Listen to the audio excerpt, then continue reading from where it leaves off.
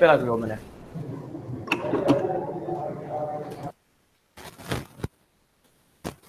કેટલા સબ્જેક્ટ પૂરા કર્યા?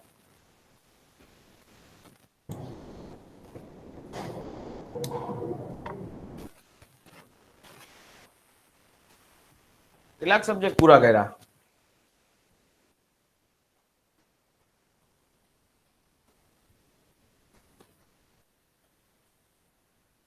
લગભગ કોઈ પૂરા જ નથી કર્યું. બધું પૂરું નથી થયું પણ ચાલુ છે વાંચવાનું. ચાલુ છે ને? હા, એટલે એને અંત સુધી લઈ જવાનું જો. એટલે ખાલી એવું નહીં બેઠા રહેતા કે ભાઈ ચાલે. હા હા સર, આમ જોઈએ તો બધા સબ્જેક્ટ કરેલા છે, પણ તોય બધામાં એવું લાગે કે કઈક ને કઈક હજી ઓછું છે એમ.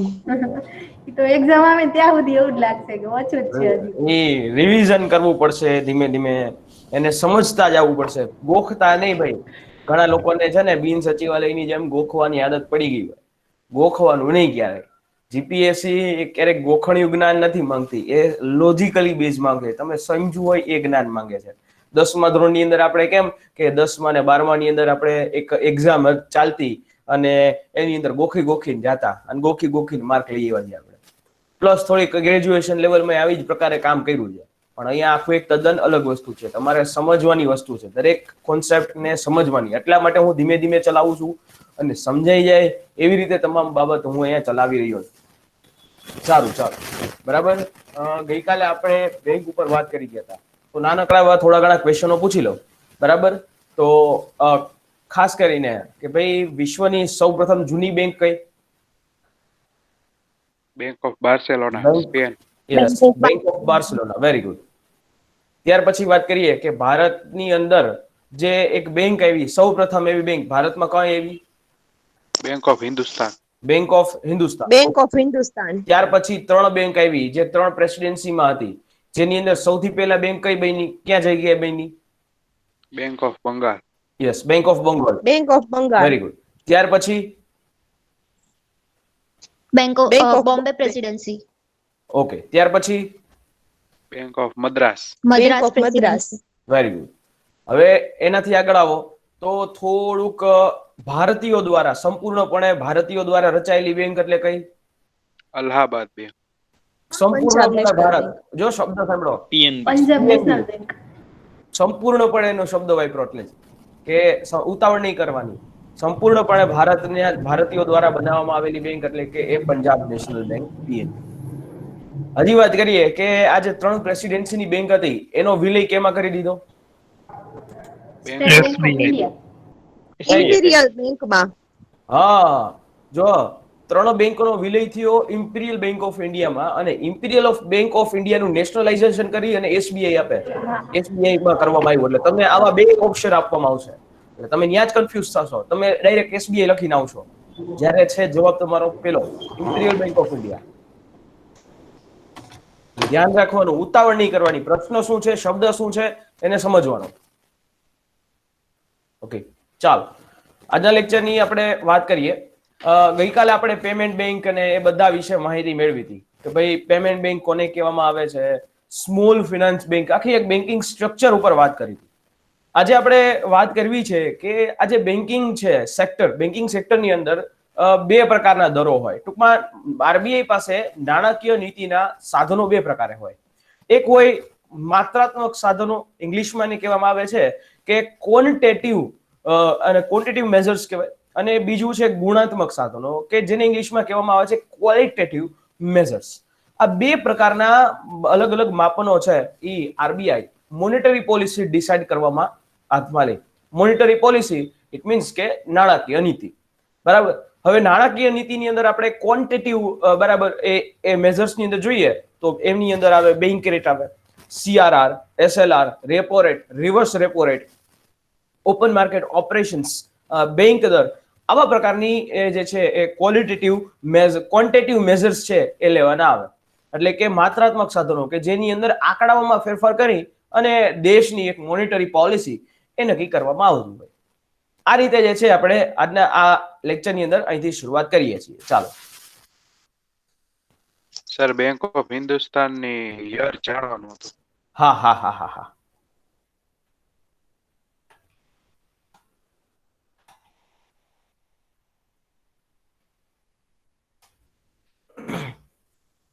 બેંક ઓફ હિન્દુસ્તાનનું યર જે છે આપણે ગઈકાલે 1707 લખ્યું હતું. એની આ કરેક્શન છે 1770. બરાબર, 1770 એ કરેક્શન છે.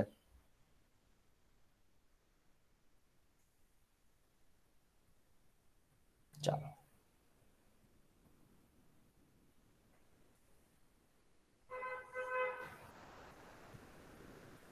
ઓકે, દરેકને સ્ક્રીન શો થાય છે? હા સર. Okay, very good. ચાલો, આરબીઆઈ પાસે મોનેટરી પોલિસી ડિસાઇડ કરવાના બે સાધનો, એક ક્વોન્ટિટેટિવ મેઝર્સ, બીજું ક્વોલિટેટિવ મેઝર્સ. આપણે અત્યારે સૌથી પહેલા વાત કરીએ છીએ ક્વોન્ટિટેટિવ મેઝર્સ, જેમ કે bank rate, repo rate, reverse repo rate, CRR, SLR, open market operations અને એ બધા વિશે. બરાબર, આના વિશે આપણે માહિતી આજે મેળવવાની છે. તો ચાલો આપણે વાત કરીએ કે ભાઈ આરબીઆઈ ના નાણાકીય નીતિના સાધનો કયા કયા. બરાબર, જો આરબીઆઈ ના ગવર્નર છે અત્યારે કોણ, તો કે શક્તિકાંત દાસજી. આરબીઆઈ ના અત્યારના ગવર્નર શક્તિકાંત દાસ. બરાબર, શક્તિકાંત દાસજી જે છે અત્યારે આરબીઆઈ ના ગવર્નર. માત્રાત્મક સાધનો અને ગુણાત્મક સાધનો હમણાં મેં તમારે વાત કરી. બરાબર, હવે આરબીઆઈ જે છે આ સેન્ટ્રલ બેંક, હંમેશા આવા પ્રકારના દરો છે એ નક્કી કરવાની જવાબદારી કોની પાસે, તો કે સેન્ટ્રલ બેંક પાસે છે. Central bank it means RBI, reserve bank of India. એ અહીંયા કોઈ પણ દરો છે નક્કી કરે છે.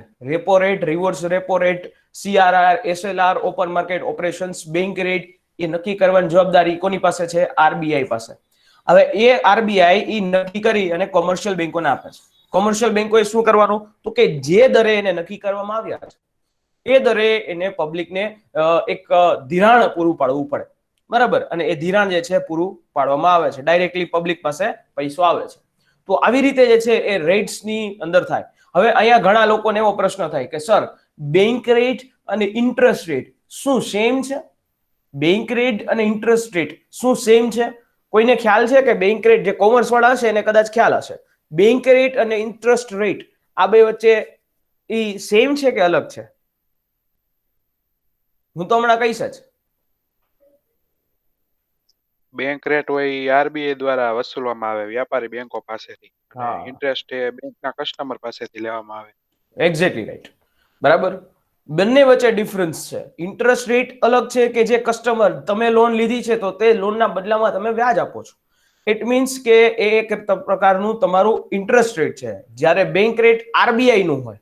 બરાબર, હવે જુઓ બેંક રેટ ઉપર આપણે વાત કરીએ કે what is a bank rate. બરાબર, ખાસ કરીને આરબીઆઈ 2015-16 ની અંદર નાણાકીય નીતિ ને માટે એક દ્વિમાસિક નીતિ ચક્ર ચાલુ કર્યું. એટલે કે દર 2 મહિને જે છે 2 મહિને નાણાકીય નીતિને રિવ્યુ કરવામાં આવશે. હાલની અંદર દર 2 મહિને નાણાકીય નીતિને રિવ્યુ કરવામાં આવે છે. મોનેટરી પોલિસીના તમામ રેટ્સ છે એને રિવ્યુ કરવામાં આવે છે. કેટલા મહિને? 2 મહિને. 2 મહિને મોનેટરી પોલિસીના રિવ્યુ રેટ્સ છે એને રિવ્યુ કરવામાં આવે છે. એટલે આ વસ્તુ એક ખાસ તમારા માટે મહત્વની છે. બીજી વાત કે આ જે આરબીઆઈ ના રેટ્સ નક્કી કરવામાં આવે છે, આ રેટ્સ નક્કી કરી અને મળે છે શું? સમજો, આ જે રેટ્સ નક્કી કરે છે, રેટ ડિસાઇડ કરે છે, મળે છે શું? તો કે એના દ્વારા આપણને સીપીઆઈ, કન્ઝ્યુમર પ્રાઇસ ઇન્ડેક્સ, એ આપણને મળે છે. શું મળે છે? કન્ઝ્યુમર પ્રાઇસ ઇન્ડેક્સ એ આપણને મળે છે. સમજાણું? તો આના દ્વારા આપણને આટલી વસ્તુ મળે છે.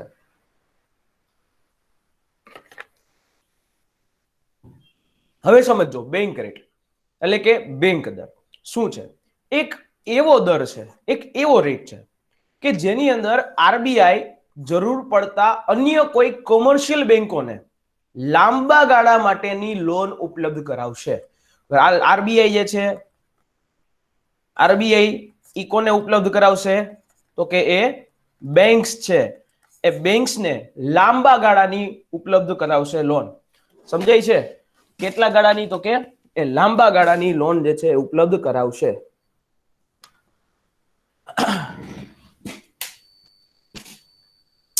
Okay, clear? સૌથી પહેલા બેંક રેટ એટલે શું? તો કે ભાઈ બેંક રેટ એટલે કે એક એવો દર કે જેની અંદર આરબીઆઈ કોઈ બીજી વ્યાપારિક બેંકો છે, કમર્શિયલ બેંકો, એને લાંબા ગાળા માટેનું લોન પ્રોવાઈડ કરે છે. લાંબા ગાળા માટેનું, યાદ રાખજો કેટલા ગાળા, તો કે લાંબા ગાળા માટેની લોન એને આપવામાં આવે છે. બરાબર, હંમેશા આ વસ્તુ એક નોટ મારીને રાખજો. લાંબા ગાળાની આ દર જે છે આપવામાં આવે છે. લાંબા ગાળાની લોન માટે બેંક રેટ.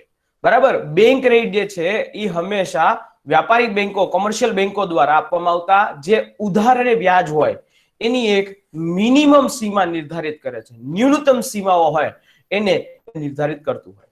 એટલે બેંક રેટ એટલે શું, તો કે આરબીઆઈ થ્રુ, આ આરબીઆઈ થી બેંક જે છે એ લાંબા ગાળા, કેવા ગાળાનું, તો કે લાંબા ગાળાનું લોન જે દરે આપવામાં આવે એ કહેવાય બેંક રેટ. હવે વાત કરીએ કે ભાઈ આ બેંક રેટ વધે અને બેંક રેટ ઘટે તો થાય શું? બેંક રેટ વધે અને બેંક રેટ ઘટે તો એની બે અલગ અલગ અસરો થાય. હવે સમજો કે બેંક રેટ જો વધે છે તો અસરો શું થાય તમારી? આરબીઆઈ છે એ આરબીઆઈ પાસેથી બેંકો લોન ઓછું લે. સમજો, હવે સ્વાભાવિક છે કે તમે લોન લેવા જાઓ અને તમને ધારો કે 9% લોન મળતી હોય અને 15 દિવસ પછી તમને 15% લોન મળવા માંડે તો તમે લોન ન જ લ્યો ને, કારણ કે વધારે તમારે ટકા ઉપર લોન લેવી પડે, વધારે વ્યાજના દર ઉપર લોન લેવી પડે. તો એવી જ રીતે અહીંયા બેંકો પણ લોન ઈ ઓછી લેવા માંડે. બરાબર, આરબીઆઈ પાસેથી લોન જે છે એ બેંકો ઓછી લેવા માંડે. એટલે બેંકોની પાસે પોતાની મૂડી છે એ ધીમે ધીમે ધીમે ધીમે ઘટવા લાગે. તરલતામાં જે છે એ ઘટાડો થાય. એટલે તરલતા ઘટે એટલે વાણિજ્યિક બેંકો છે, કમર્શિયલ બેંકો, કારણ કે બેંકોની પાસે પોતાની પાસે મૂડી ન હોય એટલે ઈ શું કરે, તો કે એ એક કામ કરો, વ્યાજ દરની અંદર વૃદ્ધિ કરો. શું, કેમાં વ્યાજ દરની વૃદ્ધિ થશે, તો કે ઇન્ટરેસ્ટ રેટની અંદર વૃદ્ધિ કરો, કારણ કે ઇન્ટરેસ્ટ રેટમાંથી પબ્લિક પાસેથી પૈસો ખેંચી શકાય અને મૂડીની જરૂરિયાતો પૂરી કરી શકાય. એટલે આરબીઆઈ દ્વારા પાસેથી જ્યારે બેંકોનો રેટ, બેંક દર વધારવામાં આવે એટલે બેંકો લોન લેવાનું ઘટાડી દે. લોન લેવાનું ઘટાડી દે, બેંકોની પોતાની મૂડીમાં ઘટાડો થાય. હવે એને બેલેન્સ કરવા માટે ફરજિયાતપણે એને વ્યાજ દર છે એમાં વૃદ્ધિ કરવી પડે, વ્યાજ દરને વધારવા પડે. હવે વ્યાજ દર વધે તો આપણા જેવા લોકો ઈ ખાસ કરીને એ લોન લેવાનું ઘટાડી દે. ક્રેડિટની માંગમાં છે એ ઘટાડો થાય. બરાબર, લોન લેવાનું, હવે આપણને મેં હમણાં જ કીધું કે એક જગ્યાએ 9% લોન મળતી હતી, બીજી જગ્યાએ 12% લોન મળે, તો આપણે 9% લોન મળતી હોય ત્યાં જ જાય. તો હંમેશા જ્યારે વધારે વ્યાજ દર હોય ત્યારે લોન લેવાનું પબ્લિક એ ઘટાડે. એટલે પબ્લિક લોન લેવાનું ઘટાડે તો આના દ્વારા શું થાય, તો કે વસ્તુઓ અને સેવાઓની કિંમતમાં ઘટાડો થાય. હવે પબ્લિક ડિમાન્ડ જે છે લોન લેવાનું ઘટાડે, પબ્લિકના ખિસ્સામાં પૈસો આવે તો એ કોઈ વસ્તુ લેશે, પણ પબ્લિક પાસે પૈસો નથી તો એ કોઈ પણ ખર્ચ જે છે એના ઉપર કાપ મૂકશે અને વસ્તુ અને સેવાઓની કિંમતો, ડિમાન્ડ જે છે એ ઘટશે અને જેવી ડિમાન્ડ ઘટે એટલે એની કિંમતમાં ઘટાડો થાય છે. સમજાણું આખું એક બેંક રેટ વધવાથી થતી અસરો? સમજાણું આ વસ્તુ? હા સર. બરાબર, જો સ્ટેપ્સ, જો બેંક રેટ વધે છે તો આરબીઆઈ પાસેથી બેંકો લોન ઓછી લેશે. બેંકો જો લોન ઓછી લે તો બેંકોની પાસેની મૂડી ઘટે. બેંકો ઈ મૂડીને સરપ્લસ કરવા, ટૂંકમાં બેલેન્સ કરવા માટે વ્યાજ દર, પોતાના ઇન્ટરેસ્ટ રેટ એ વધારી દેશે. ઇન્ટરેસ્ટ રેટ વધારે તો પબ્લિક છે એ લોન લેવાનું ધીમે ધીમે ઘટાડવા માંડે. લોન લેવાનું જેવું પબ્લિક ઘટાડે તો એના દ્વારા વસ્તુઓ અને સેવાઓની કિંમતમાં ઘટાડો થાય, કારણ કે પબ્લિક પાસે ખીચામાં પૈસા જ ન હોય તો એ વસ્તુ ખરીદશે નહીં, એના કારણે ડિમાન્ડ સર્જાશે જ નહીં. ડિમાન્ડ જેવી નીચે આવી એટલે ભાવ હંમેશા ઘટવા માંડે. ઓકે, બેંક રેટ જે છે એ વધવાથી આરબીઆઈ શું કરે છે, તો કે એ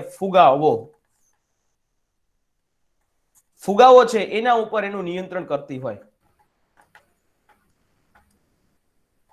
ફુગાવા ઉપર આ પ્રકારે ઇન્ફ્લેશન જ્યારે થાય દેશની અંદર ત્યારે બેંક રેટ વધારી અને ફુગાવા ઉપર નિયંત્રણ કરવામાં આવે. સમજાણું? આખી વસ્તુ, આખી ભાગવત કરી મેં, એ ભાગવત શેના માટે કરી? ક્લિયર થયું મગજમાં? બેંક રેટ વધારવાથી ફુગાવો કંટ્રોલમાં આવે.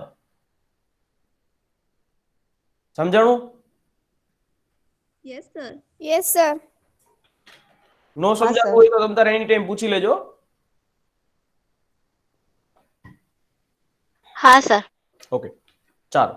હવે બેંક રેટ હું ઘટાડું છું, જો હું અહીંયા બેંક રેટને ઘટાડું તો શું થશે? બેંક રેટ ઘટાડવું એટલે જેવું આરબીઆઈ પેલા એ લોન ઓછી, આરબીઆઈ દ્વારા લોન ઓછી લેવા આપવામાં આવતી હતી, હવે બેંકો લોન વધારે લેશે, બરાબર? કારણ કે ઓછા વ્યાજના દરે લોન મળતી હોય કોણ લોન લે, કોણ ન લે, બરાબર? હવે ઈ મૂડી આરબીઆઈ પાસેથી બેંકોએ લોન લેવા માંડી. હવે એ આરબીઆઈ ની પાસેથી લોન લીધી અને બેંકોની પોતાની મૂડી જે છે એની તરલતામાં વધારો થયો, એની પાસે વધારે મૂડી આવી ગઈ. હવે એ વધારે મૂડી આવે તો બેંકો છે હવે એને ક્યાંક ઇન્વેસ્ટ તો કરાવવું પડે ને, તો એ શું કરશે? બેંકનો વ્યાજ દર ઈ ઘટાડી દેશે. વ્યાજ દરમાં ઘટાડો કરી દે એટલે લોકો લોન લેવા માંડે. જેવો વ્યાજ દરમાં ઘટાડો કરો તો ઓછા ટકે લોન મળતી હોય તો બધા હાલો લેવા માંડે. એટલે ક્રેડિટ માંગ જે છે એ લોન લેવાની ક્રેડિટમાં લોનની માંગની અંદર તમારે અહીંયા વધારો થવા માંડે. એટલે પબ્લિકના ખિસ્સામાં પૈસો જવા માંડ્યો, બરાબર? પબ્લિકના ખિસ્સામાં અહીંયા પૈસો એ જવા માંડે એટલે અહીંયા શું થાય? તો ખાસ કરીને વસ્તુઓ અને સેવાઓની કિંમતમાં વૃદ્ધિ થાય, થોડો કિંમતમાં જે છે એ વૃદ્ધિ થાય. ઓકે, હવે કારણ કે ડિમાન્ડ જે છે સર્જાવા માંડી, પબ્લિકની પાસે પૈસો હોવા માંડે એટલે પૈસા જે એ ક્યાં ખર્ચ કરશે, જેને કારણે ડિમાન્ડ સર્જાશે, માંગ સર્જાશે. તો આના કારણે માંગ સર્જાણી તો વસ્તુ અને સેવાઓની કિંમતમાં હંમેશા વૃદ્ધિ થઈ, વધારો થયો. આના દ્વારા કઈ પરિસ્થિતિને કંટ્રોલમાં લેવાની હોય? તો કે આના દ્વારા જે મંદી છે, બરાબર, એ પરિસ્થિતિને નિયંત્રણમાં લેવામાં આવે. કઈ પરિસ્થિતિ? મંદીની પરિસ્થિતિને કંટ્રોલમાં લઈ આવવાની હોય, બરાબર? જો બેંક દર વધારો તો ઇન્ફ્લેશનને કાબુમાં કરવાનું થાય, જો બેંક દર ઘટાડો તો તમારે મંદીની પરિસ્થિતિ એને કાબુમાં કરવાની થાય. સમજાણું? બેંક દર ઘટાડવાથી થતી અસરો ફરી પાછું એક વખત રિપીટ કરું છું. બેંક રેટ જે છે એ તમે ઘટાડો તો આરબીઆઈ પાસેથી બેંકો વધારે પ્રમાણમાં લોન લેશે. બેંકોની પાસે મૂડી પહોંચી એટલે બેંકોની પોતાની મૂડી જે છે એમાં વધારો થાય. મૂડીમાં જો વધારો થાય એટલે બેંકો એ પૈસા ક્યાંક તો ઇન્વેસ્ટ કરશે ને, તો એ પબ્લિકને જ આપશે. તો એના દ્વારા શું કરશે? બેંકો પોતાનો વ્યાજ દરને ઘટાડી દે. જેવો વ્યાજ દર પોતાનો ઘટ્યો એટલે લોકો લોન લેવા માટે બેંકો પાસે જશે, કારણ કે ઓછા વ્યાજના દરે આપણને બધાને લોન મળતી હોય તો શું કામ ન લે ભાઈ, બરાબર? ત્યાર પછી હવે વધારે ક્રેડિટ માંગમાં વધારો થાય, લોન લેવાની સંખ્યામાં વધારો થાય. લોન લેવાની સંખ્યામાં જેવો વધારો થાય અને ઓટોમેટિકલી વસ્તુઓ અને સેવાઓની કિંમત જે ડાઉન હતી એ ફરી પાછી અપમાં આવી જાય, કારણ કે માર્કેટમાં એક ડિમાન્ડ સર્જાણી. અને હાલની અંદર કોવિડની પરિસ્થિતિમાં જે વસ્તુ થઈ એ એક્ઝેક્ટલી આ જ વસ્તુ થઈ, બરાબર? કોવિડની પરિસ્થિતિમાં બેંકોની પાસે લોન વધારે આવવા દેવાની, બેંકોએ પોતાના વ્યાજ દરો ઘટાડીને લોકોને વધારે લોન લેવા માટે એક ડિમાન્ડ સર્જન કરવા માટે સરકારના પ્રયાસો હતા. જેમ કે આત્મનિર્ભર ગુજરાત સહાય યોજના, વિજયભાઈએ 1 લાખ રૂપિયાની લોન જાહેર કરી અને ઈ 1 લાખ રૂપિયાની લોન માત્ર 2%, બરાબર, માત્ર 2% તમને લોન મળતી હોય તો કોણ ન લે, બરાબર? એના જેવી વાત છે. સમજાણું આ વસ્તુ?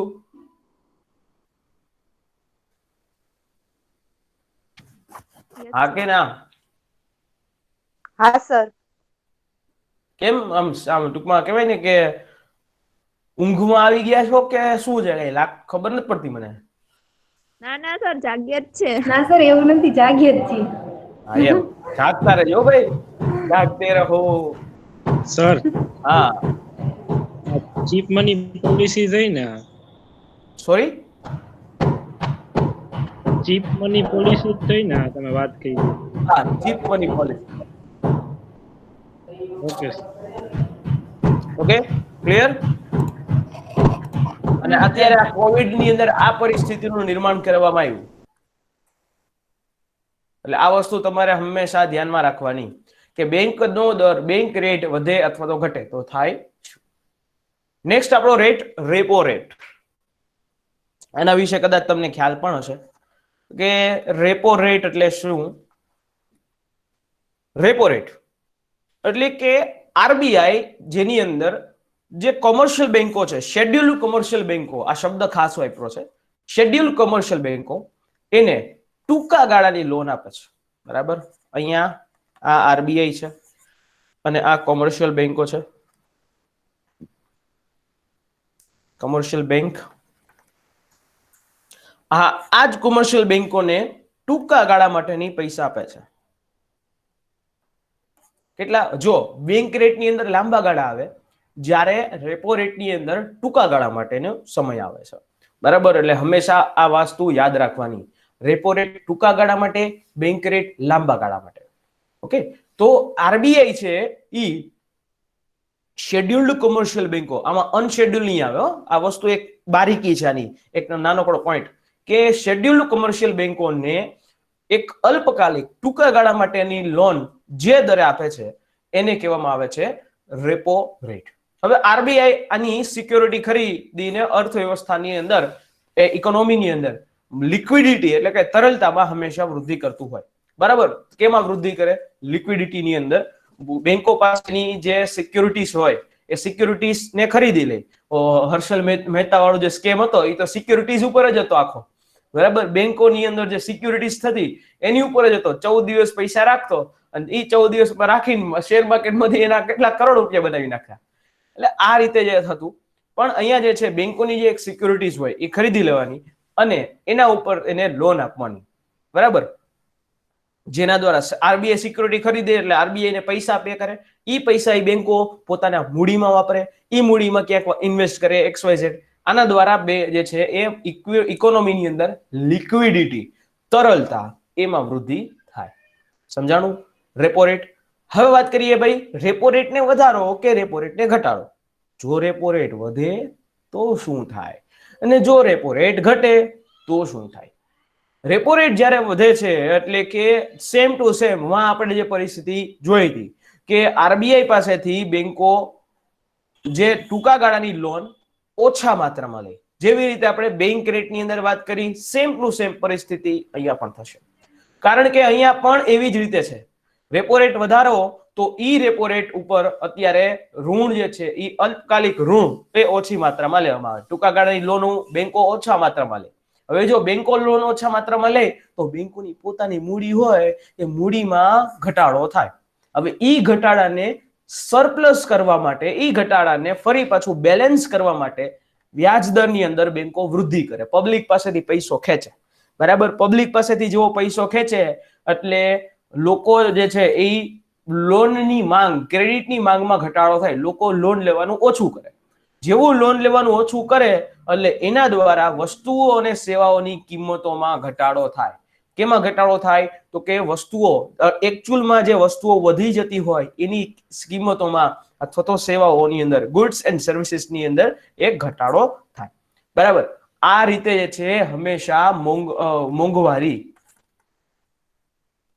અથવા જેને તમે ફુગાવો કહો છો, ફુગાવો, એ કંટ્રોલની અંદર આવશે. સમજાણું? મોંઘવારી અથવા તો ફુગાવો એ તમારું અહીંયા કંટ્રોલમાં આવશે. ક્લિયર?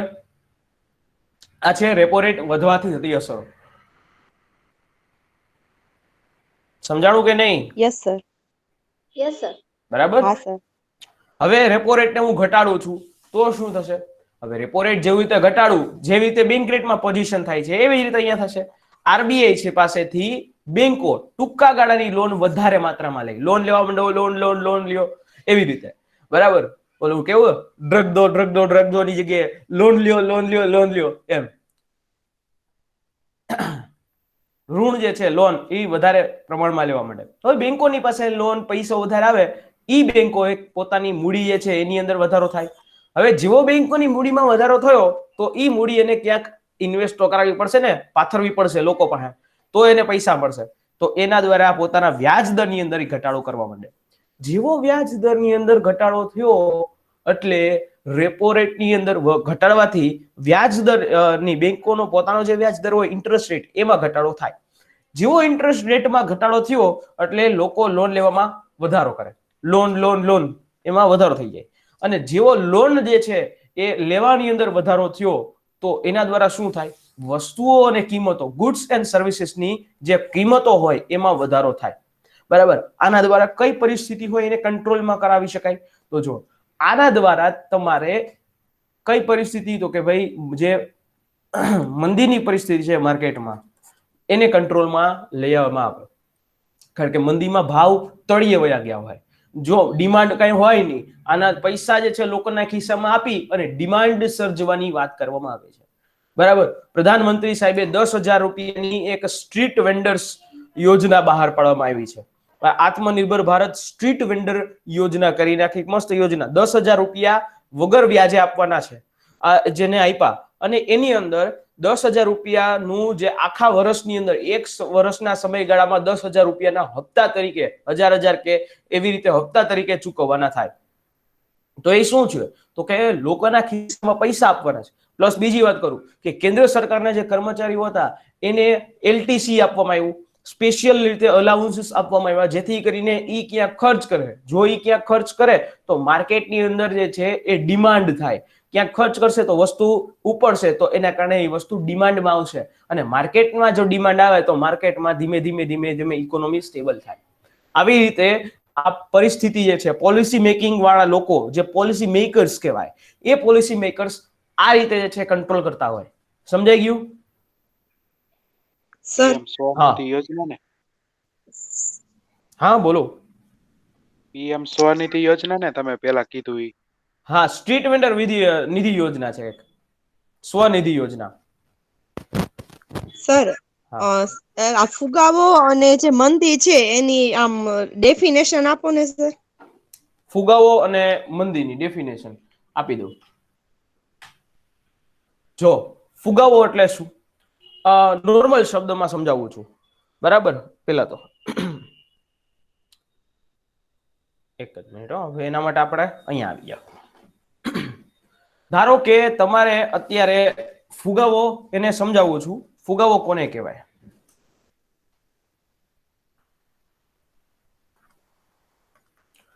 તમારી પાસે તમે શાક માર્કેટની અંદર શાકભાજી લેવા જાઓ છો, એક મસ્તીની ફ્રૂટની લારી આવી, અને એ ફ્રૂટની લારીમાં મસ્ત સારા એવા ક્વોલિટી વાળા કેળા તમને દેખાય છે.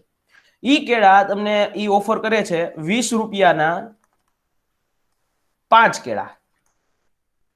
20 રૂપિયાના 5 કેળા તમને ઓફર કરે છે. તમે 20 રૂપિયાના 5 કેળા લઈ લીધા, મસ્ત ઘરે બધા 5 જણા હોય, ખાઈ પણ લીધા. બીજે દિવસે અથવા તો ત્રીજે દિવસે તમે ફરી પાછા ઈ કેળાવાળા ભાઈ પાસે જાઓ છો. ઈ કેળાવાળા ભાઈ તમને એમ કહે છે કે 20 રૂપિયાના હવે 3 કેળા થઈ ગયા. 20 રૂપિયાના 3 કેળા. પેલા તમને 20 રૂપિયાની અંદર 5 કેળા મળતા હતા. કેટલા? 5 કેળા. 20 રૂપિયાના 5 કેળા એટલે લગભગ 4 રૂપિયા ગણું એક કેળાના. 4 રૂપિયા જે છે એની કોસ્ટ થઈ, 4 5 ને 20, બરાબર? 4 રૂપિયાની કોસ્ટ થઈ. હવે 20 રૂપિયાના 3 કેળા મળવા માંડ્યા, તો તમે 20 રૂપિયાના 3 કેળા, તો એક કેળું કેટલા રૂપિયાનું થાય? 7 રૂપિયા. 7 રૂપિયાનું, બરાબર?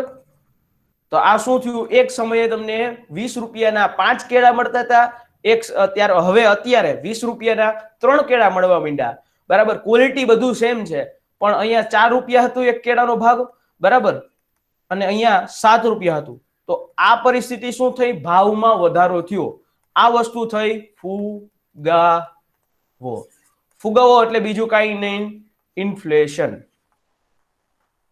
બરાબર? આને કહેવાય ઇન્ફ્લેશન. સમજમાં આવ્યું? ફુગાવો તમારો ક્લિયર થયું? હા, ફુગાવો એટલે ટૂંકમાં મોંઘવારી વધવી ને. મોંઘવારી, ફુગાવો, ઇન્ફ્લેશન એક જ. Okay sir. સર, ફુગાવો વધવાથી ગ્રાહકોની ખરીદ શક્તિમાં વધારો થાય કે ઘટાડો? ફુગાવો વધે તો ગ્રાહકોની ખરીદ શક્તિમાં વધારો થાય કે ઘટાડો? ઘટાડો થાય ને. ઘટાડો જ થાય ને, લોકો પાસે એટલા નાણાં નથી ખરીદી શકે. બરાબર. હવે અહીંયા જે લોકો કેપેબલ હશે એ 7 રૂપિયાનું એક કેળું ખરીદશે, બરાબર? જ્યારે બીજા બધા લોકો કેળા વગર હલાવી લેશે તો ખરીદ શક્તિમાં ઘટાડો થયો. પણ જો 20 રૂપિયાના 5 કેળા, 4 રૂપિયાનું એક કેળું મળવા માંડે તો દરેક લોકોને પોસાય 4 રૂપિયાનું કેળું. ઓકે, આ રીતે હોય. સમજમાં આવ્યું? હવે વાત કરું છું મંદીની, બરાબર? ભાવ ઘટાડો સમજો.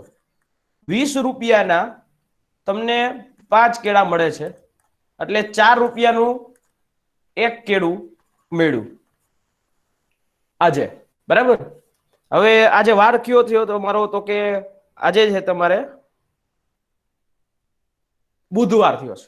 શનિવારે તમે ફરી પાછા કેળા ખરીદવા જાઓ છો, અને શનિવારે કેળાનો ભાવ 20 રૂપિયાની અંદર તમને 8 કેળા મળવા માંડે. સમજો, 20 રૂપિયાની અંદર 8 કેળા મળવા માંડે, તો એક કેળું કેટલા રૂપિયાનું થયું? ₹2.5. ₹2.5 વેરી ગુડ. ₹2.5 એક કેળું થયું. તો અહીંયા શું થયું? ભાવ જે છે એ ₹4 તો એક બેલેન્સ હતા, ₹4 એક કેળું. ભાવ એટલો ઘટી ગયો, ડિમાન્ડ જ નથી, કેળા ખરાબ થઈ જાય છે, એના કરતા ₹2.5 એક કેળું વેચવા માંડ્યા. એટલે આ વસ્તુ થઈ તમારી મંદીની પરિસ્થિતિ. ભાવ જે છે એ તળિયે વયા ગયા. બરાબર, આને કહેવાય મંદી અથવા તો ડિફ્લેશન. સમજમાં આવ્યું તમામને કે કોને ડિફ્લેશન કહેવાય ને કોને ઇન્ફ્લેશન કહેવાય? સમજ્યું? મંદી એટલે શું? સર તો મંદી હોય ત્યારે વસ્તુઓ હોય એનો ખૂબ ભરાવો થઈ જાય ને સર? મંદી હોય ત્યારે ડિમાન્ડ ન હોય.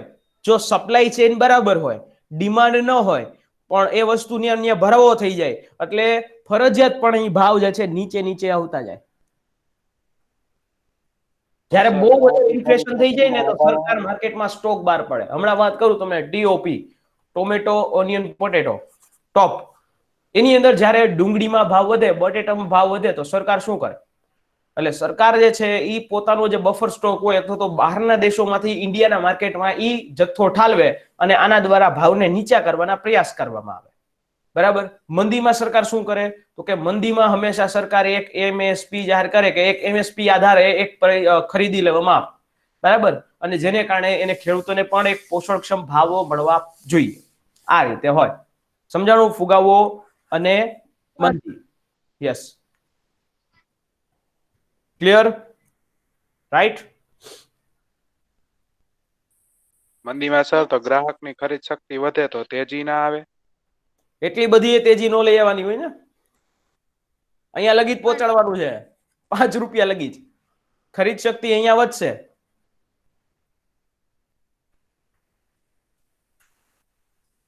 પણ એટલી એટલે બધી સર ઇન નથી શોર્ટ વધારવાની. આખી સાયકલ સ્ટાર્ટ રહેવી જોઈએ ને, સાયકલ કન્ટિન્યુ રહેવી જોઈએ ને, ઇન્ફ્લેશન ડિફ્લેશન. Cycle continue. આપણા દેશની અંદર એક ટાર્ગેટિંગ ઇન્ફ્લેશન આવે છે.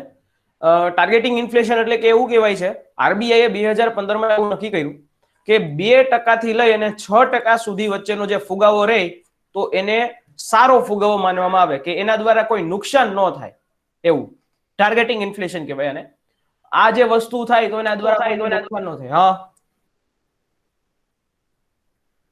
ઓકે સર કોઈ પણ વસ્તુ હોય એની માંગ છે એ ફુગાવામાં વધે ને?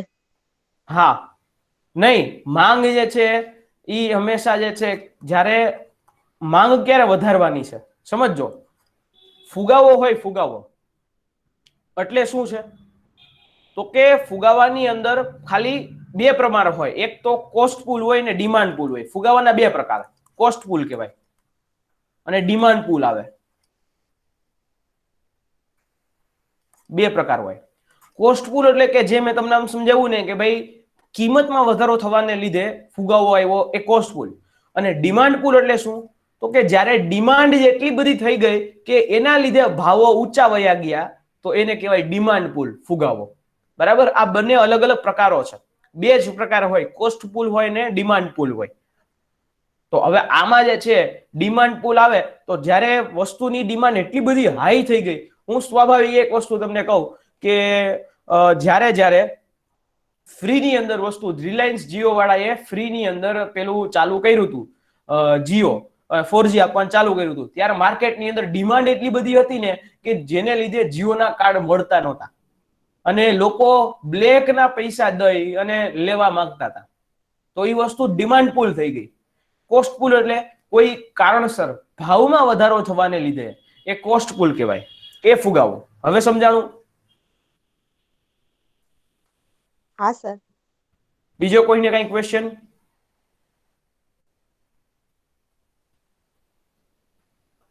Any question? સર હા સર, અત્યારે સરકારી કર્મચારીઓને એલટીસી ના વિકલ્પ રૂપે સરકાર રોકડ પેકેજ આપવાની છે ને, એવી કઈક જાહેરાત કરી હતી. હા, એલાઉન્સ આપશે. હવે એ એલાઉન્સ ડાયરેક્ટ રોકડમાં નથી, સમજો. એને કોઈ પણ જે જીએસટી પે કરતું હોય એવા કોઈ સ્ટોર ઉપરથી ખરીદી કરવાની રહેશે. ડાયરેક્ટ એને એ વાઉચર ત્યાં થઈ જાય એવી રીતે. હા સર, એમાં કઈક 3 ગણી ખર્ચ કરો ત્યારે એનો કઈક લાભ મળે એવું કઈક છે ને એમાં? 3 ગણું એલટીસી ના 3 બ્લોક્સ 3 એલટીસી જે છે એના 3 ગણું. ધારો કે તમને એલટીસી 1000 રૂપિયા મળવા પાત્ર હોય તો એના 3 ગણા એટલે 3000. 3000 રૂપિયા સુધીનું તમને ખર્ચ કરવાનું એ લિમિટ મળે એવું હતું. Okay sir. Clear? Done sir. Okay, ચાલો. હવે રેપો રેટ ને ઘટાડવાથી થતી અસરો એ આ હતી. બરાબર કે રેપો રેટ ઘટાડો તો શું થાય? મંદીને કંટ્રોલમાં આવે. રેપો રેટ વધારો તો ફુગાવો એ કંટ્રોલમાં આવે. ક્લિયર? આ બંને વસ્તુ સમજાઈ ગઈ. હવે વાત કરું છું reverse repo rate. Reverse repo rate એટલે કે જેમાં આરબીઆઈ જે કોમર્શિયલ બેંકો છે એની પાસેથી ટૂંકા ગાળાની લોન લે છે. આરબીઆઈ એ લોન લે છે, સમજો. બરાબર? એટલે પૈસાનો ફ્લો ક્યાં જશે? અત્યાર સુધી પૈસાનો ફ્લો એ આરબીઆઈ ટુ બેંકો તરફ જતો હતો. હવે પૈસાનો ફ્લો બેંકોથી આરબીઆઈ તરફ જશે, એ પણ ટૂંકા ગાળા માટે. સમજાઈ ગયું? આરબીઆઈ જે છે ઈ કોમર્શિયલ બેંકો પાસેથી ટૂંકા ગાળા માટે લોન લે છે અને જેના દ્વારા અર્થવ્યવસ્થાની અંદર તરલતા લઈ આવવાની એક પ્રોસિજર કરતી હોય છે. આને કહેવાય રિવર્સ રેપો રેટ.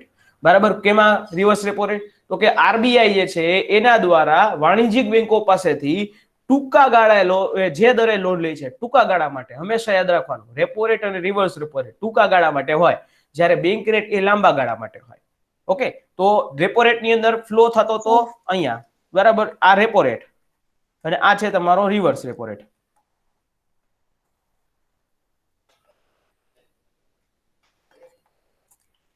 આ તમારો રિવર્સ રેપો રેટ. આ વસ્તુ ક્લિયર કે ભાઈ અહીંયા જે છે બે ફ્લો જે છે પૈસાનો કઈ રીતે થાય છે? હવે રિવર્સ રેપો રેટમાં બેંકોથી આરબીઆઈ તરફ જાય છે.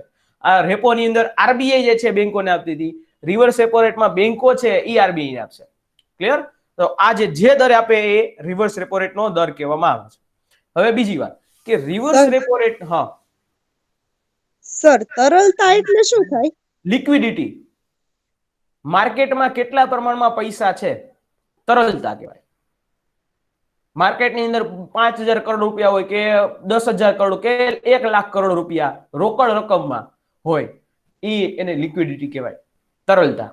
એટલે સર ફિઝિકલ રોકડા હોવા જોઈએ એની વાત છે કે? યસ, રોકડા અને કોઈ પણ કિસ્સાની અંદર માર્કેટમાં પૈસા હોવા જોઈએ, ફ્લો હોવો જોઈએ પૈસાનો. સર, આ ટૂંકા ગાળાની એટલે કેટલો સમય અંદાજિત? સોરી? આ ટૂંકા ગાળાની લોન એટલે 1 વર્ષથી સમય ક્યાંય હશે કે? 1 વર્ષ જેવો સમય. ઓકે, 1 વર્ષથી અંદરનો. 1 વર્ષ ટૂંકા ગાળા માટે. સર, જીપીએસસી માં એકવાર ક્વેશ્ચન હતો, એમાં ટૂંકા ગાળાની લોન માટેનો સમયગાળો 7, 14 અને 30 દિવસનો હતો. 1 વર્ષ મેક્સિમમ થઈ શકે. 1 વર્ષ સુધી થઈ શકે. એ ટૂંકા ગાળાની કહેવાય. લાંબા ગાળાની 1 વર્ષથી ઉપર 3, 2, 3, 5, 10, 15, 20 આ રીતે આવે. રેપો રેટના સંદર્ભમાં તો 7 દિવસ, 14 દિવસ અને 30 દિવસ હોય આવશે. છે.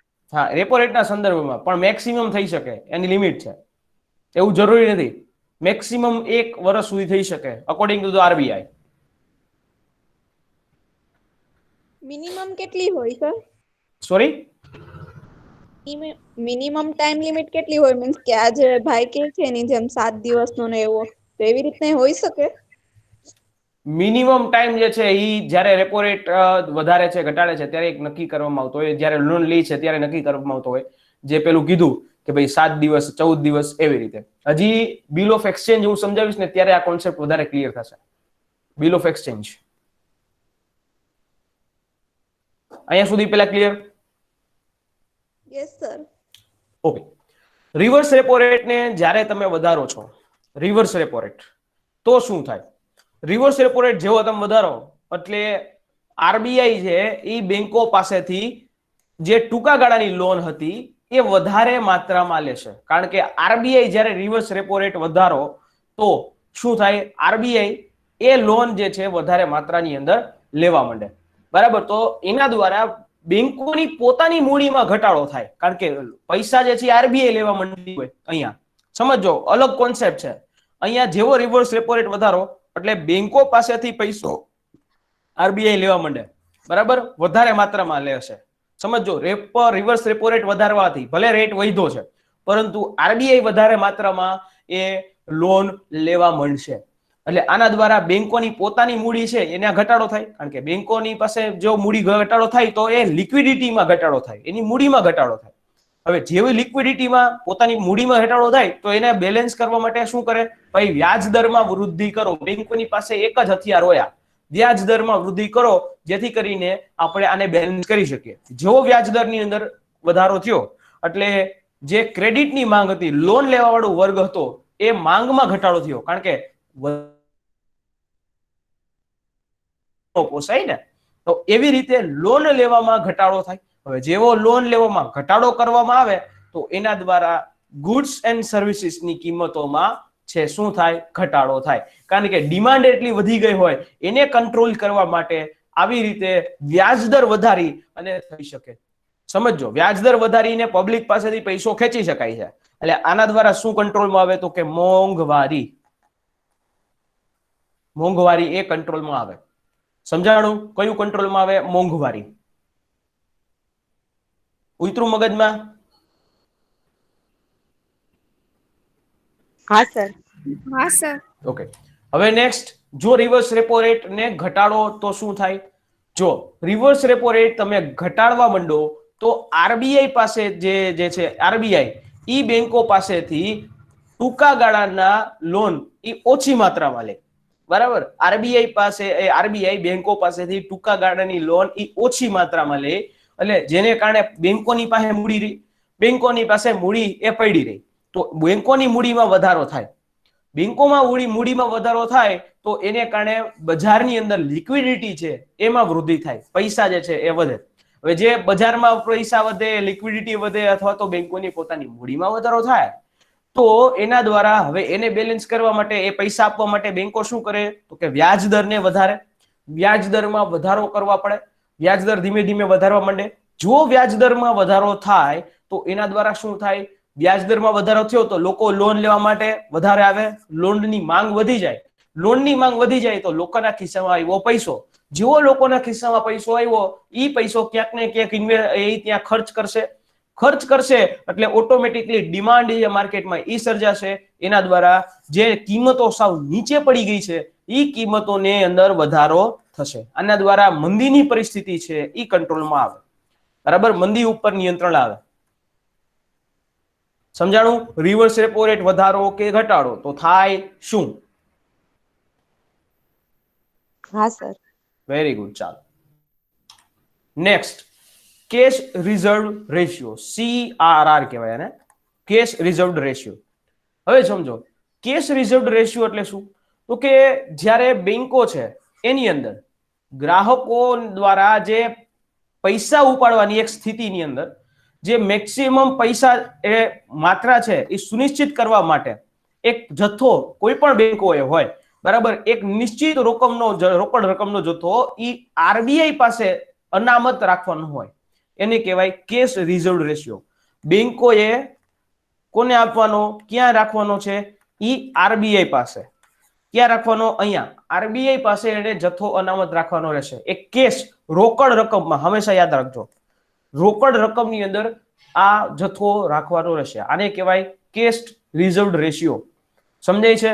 કેશ રિઝર્વ રેશિયો એ હંમેશા બેંકો એ આરબીઆઈ ની પાસે જમા રાખવાનો હોય, કેશની અંદર રોકડમાં જમા રાખવાનો હોય. ઓકે, આને કહેવાય CRR. હવે CRR જેને જો હું વધારું તો શું થાય? જો CRR વધારું તો બેંકો પાસેથી પૈસો આરબીઆઈ પાસે વધારે જશે, બરાબર. પેલાના અપેક્ષાએ મૂડી છે એ વધારે રાખવી પડે. હવે પેલાની અપેક્ષાએ મૂડી જો વધારે રાખવી પડે તો બેંકોની પોતાની ક્રેડિટ, પોતાની મૂડીમાં છે એ ઘટાડો થાય. મૂડીમાં ઘટાડો થાય તો એના દ્વારા બેંકોએ વ્યાજ દરમાં વૃદ્ધિ કરવી પડે, ફરજિયાત પડે. વ્યાજ દરની અંદર વૃદ્ધિ થાય તો ક્રેડિટ માંગમાં છે એ ઘટાડો થાય, લોન ઓછી લેવા માંડે. લોન ઓછી લેવા માંડે તો એના દ્વારા શું થાય? તો કે વસ્તુઓ અને જે સેવાઓની કિંમતો વધી ગઈ છે એમાં ઘટાડો થાય. CRR દ્વારા શું કરવામાં આવે તો કે મોંઘવારી કંટ્રોલમાં થાય, મોંઘવારીને નિયંત્રણમાં લઈ આવવાની થાય. સમજાણું? CRR કેશ રિઝર્વ રેશિયો વધારો કે કેશ રિઝર્વ રેશિયો ઘટાડો, તો એના દ્વારા શું થાય? નેક્સ્ટ આપણે વાત કરીએ CRR છે એને ઘટાડો. CRR ને તમે જો ઘટાડી દો તો શું થાય? CRR ઘટાડો તો બેંકોએ RBI પાસે પેલાની અપેક્ષાએ મૂડી ઓછી રાખવાની થાય, મૂડી જે છે અહીંયા ઓછી રાખવાની થાય. તો એના દ્વારા શું થાય તો કે ક્રેડિટની ક્ષમતામાં હંમેશા વધારો થાય, ક્રેડિટની ક્ષમતામાં વધારો થાય. ક્રેડિટની ક્ષમતામાં જો વધારો થાય તો બેંકોની પોતાની લિક્વિડિટીમાં વધારો થાય, બેંકોની પાસે મૂડી રહે, બેંકો ઈ મૂડીને ક્યાંક વધારે ઇન્વેસ્ટ કરશે તો આના દ્વારા જે ઇન્ટરેસ્ટ રેટ છે ઈ ઇન્ટરેસ્ટ રેટ ઘટાડી દેશે, વ્યાજ દર ઘટાડી દેશે. જેવા વ્યાજ દર ઘટ્યા એટલે મારા ને તમારા જેવા લોકો લોન લોન લોન લોન જોઈએ છે, એમને લોન જોઈએ છે, એવું કરી અને લોનની માંગ જે છે, ક્રેડિટ લોન લેવાની માંગ વધારી દે, લોન વધારે લે અને એના દ્વારા શું થાય તો કે કિંમતો જે છે એમાં વધારો કરવાનો થાય. આના દ્વારા શું હંમેશા કંટ્રોલમાં આવે? મંદીની પરિસ્થિતિ કંટ્રોલમાં આવે, મંદી કંટ્રોલમાં આવે. હવે સમજો, એક એક્ઝામ્પલ લઈને તમને CRR ની વસ્તુ સમજાવું છું, બરાબર? એક એક્ઝામ્પલ ઉપર તમને આખું CRR સમજાવું છું. ધારો કે અત્યારે બેંકોની પાસે 100 રૂપિયાની મૂડી છે, 100 રૂપિયા, બરાબર? સમજો, 100 રૂપિયાની મૂડી બેંકોની પાસે પડેલી છે. આ 100 રૂપિયાની મૂડીની અંદર બેંકોએ નો અંદર CRR ધારો કે 10% હોય. જો બેંકોનો CRR 10% હોય તો 100 રૂપિયામાંથી આ બેંકોએ 10 રૂપિયા ઈ RBI માં જમા કરવા પડે, RBI ની અંદર જમા કરવા પડે. એટલે બેંકોની પાસે વધે કેટલા? 90 રૂપિયા બેંકોની પાસે વધે. હવે બેંકો છે આ 90 રૂપિયા ઈ લોકોને લોનના પેટે આપી શકે, બરાબર? 90 રૂપિયા છે એ બેંકોએ લોન તરીકે આપી શકાય, બરાબર? એટલે બેંકોની લિક્વિડિટી જે છે એ પ્રમાણમાં હોય. હવે જો આ બાજુએ CRR જે છે, CRR, આ CRR હું 30% કરી દઉં ધારો કે, તો બેંકોની પાસે 100 રૂપિયા માંથી RBI ની અંદર એને 70 રૂપિયા, RBI ની અંદર 30 રૂપિયા એને જમા રાખવા પડે. આ 30 રૂપિયા રોકડાને ત્યાં RBI માં જમા કરવા પડે. હવે 30 રૂપિયા જમા કરવા પડે તો બેંકોની પાસે 100 રૂપિયામાંથી 30 રૂપિયા તો વયા ગયા, તો એની પાસે ઉપલબ્ધ મૂડી કેટલી તો કે માત્ર 70 રૂપિયા. હવે એને લોન આપવાની છે તો ઈ 70 રૂપિયામાંથી જ રમવાનું છે, બરાબર? 70 રૂપિયામાંથી જ લોન આપી શકે, બાકી એમને કઈ લોન આપી શકે નહીં. જ્યારે અહીંયા તો લોન આપવા માટે 90 રૂપિયા હતા. તો આ વસ્તુ તમને સમજાઈ ગઈ ડિફરન્સ કે જો CRR વધે તો શું થાય, CRR ઘટે તો શું થાય? સમજાણું? ક્લિયર? Yes sir. હા સર.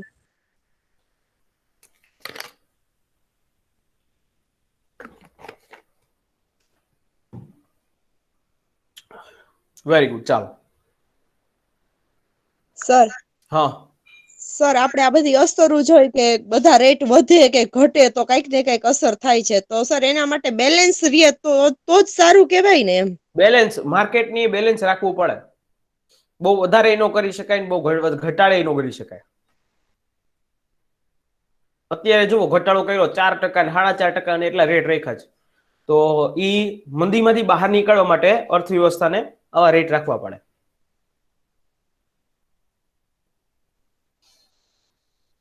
સમજાણું? હા સર. નેક્સ્ટ સર આ બધું કાઉન્ટ કરવાનો કોઈ બેઝ હશે કે CRR શું? કઈ રીતે કાઉન્ટ કરવો, સોરી સમજાણું નહીં. SLR કઈ રીતે કાઉન્ટ કરવો, આ બધું ટૂંકમાં જે નક્કી થાય છે એનો કોઈ ટૂંકમાં મોનેટરી પોલિસી કમિટી છે MPC, એની અંદર આ ડિસિઝન લેવામાં આવે કઈ રીતે રાખવો. એ દર 2 મહિને એની બેઠક પડે.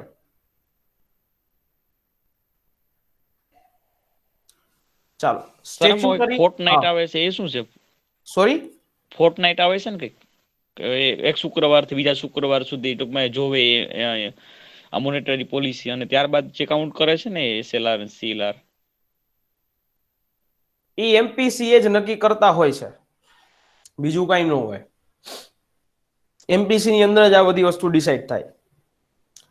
SLR, CRR ને SLR એ ડાયરેક્ટલી અસર કરે છે. હમણાં આગળ પણ વાત કરીશ કે CRR જે છે એની ઉપર સમજો એક વાત કે CRR છે એની ઉપર ક્યારેય વ્યાજ ન મળે બેંકોને. જે નિશ્ચિત રોકડ રકમ રાખી ને CRR, એના ઉપર ક્યારેય વ્યાજ નહીં મળે. એટલે આ વસ્તુ એક મહત્વની બાબત છે અને આ વિધાનમાં પૂછાયેલું છે. એટલા માટે CRR જે નિશ્ચિત રકમ 10 રૂપિયા કે 30 રૂપિયા 100 રૂપિયામાંથી જે રાખ્યા, એમાં ક્યારેય RBI એને વ્યાજ નહીં આપે, એને રાખવા ના જ હોય. અને ક્યારેય પણ ધારો કે બેંક ઉઠી તો એ વખતે ઈ પૈસા થોડા સમય સુધી બેંક આપી શકે. એટલા માટે ત્યાં રોકડ રાખવામાં આવે. આ રોકડનો મેઇન પર્પસ તો આવો હોય છે. ક્લિયર? Yes sir. સર ક્યારે CRR નો યુઝ થયો છે કે નથી થયો? ના, હજી નથી થયો. હજ નથી થયો. ભગવાન નો કરવા દે. CRR હા, નો એ તો જો છે. રીતે યુઝ કરવો પડે ને, બેન્કિંગ સિસ્ટમ, બેન્કિંગ ઉપર લોકોનો વિશ્વાસ જ ઉડી જાય. ઉડી જાય હાવ. લોકો ઈ પૈસો એમ વિચારે કે ઘરમાં રાખવો સારો પણ બેંકમાં ન રાખવો સારો. એટલા માટે અને બેંકોનો પ્રોફિટ જ આ છે. પણ આપણો પૈસો એ વાપરશે અને એમાંથી એ નફો કરશે.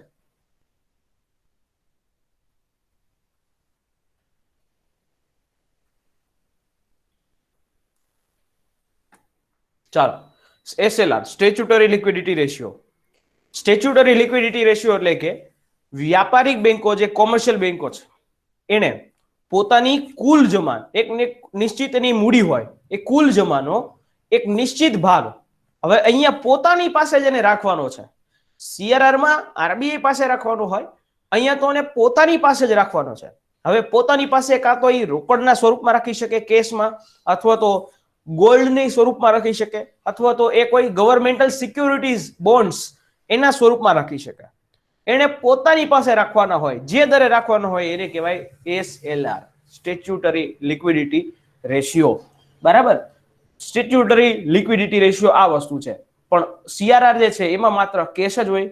સ્ટેચ્યુટરી લિક્વિડિટી રેશિયો SLR ની અંદર રોકડ હોય કે ગોલ્ડ હોય કે ગવર્મેન્ટલ સિક્યોરિટી હોય, એની અંદર એને રાખવાનો થાય. સમજમાં આવ્યું? પોતાની પાસે રહેશે SLR ની અંદર. CRR માં બેંક RBI પાસેથી જશે. હવે આ સ્ટેચ્યુટરી લિક્વિડિટી રેશિયો છે એ હું વધારું તો RBI પાસેથી જે છે પેલાની અપેક્ષા એ વધારે મૂડી રાખવી પડે. બરાબર? RBI એ નક્કી કરતું હોય તો એના દ્વારા વાણિજ્યિક બેંકોએ પેલાની અપેક્ષાએ મૂડી બન્યા વધારે રોકવી પડે. હવે વધારે મૂડી રોકવી પડે તો એની ક્રેડિટ ક્ષમતામાં ઘટાડો થાય. જેવી રીતે ક્રેડિટ ક્ષમતામાં ઘટાડો થાય એટલે એની પાસે પૈસા ઓછા થાય તો બેંકોની તરલતામાં પણ લિક્વિડિટીમાં ઘટાડો થાય. લિક્વિડિટીમાં ઘટાડો થાય તો લોન લેવાની સંખ્યામાં પણ ઘટાડો થાય. કારણ કે વ્યાજ દર વધારવા પડે, વ્યાજ દર વધે તો લોન લેવાની સંખ્યામાં પણ ઘટાડો થાય. લોન લેવાની સંખ્યામાં ઘટાડો થાય તો અર્થવ્યવસ્થામાં ડિમાન્ડ જે છે એમાં ઘટાડો થાય. ડિમાન્ડ જેવી રીતે ઘટી તો એના દ્વારા કિંમતો ચીજ વસ્તુઓની એ ઘટાડો થાય. તો SLR જે વધે છે તો ત્યારે મોંઘવારીની પરિસ્થિતિ કાબુમાં આવે.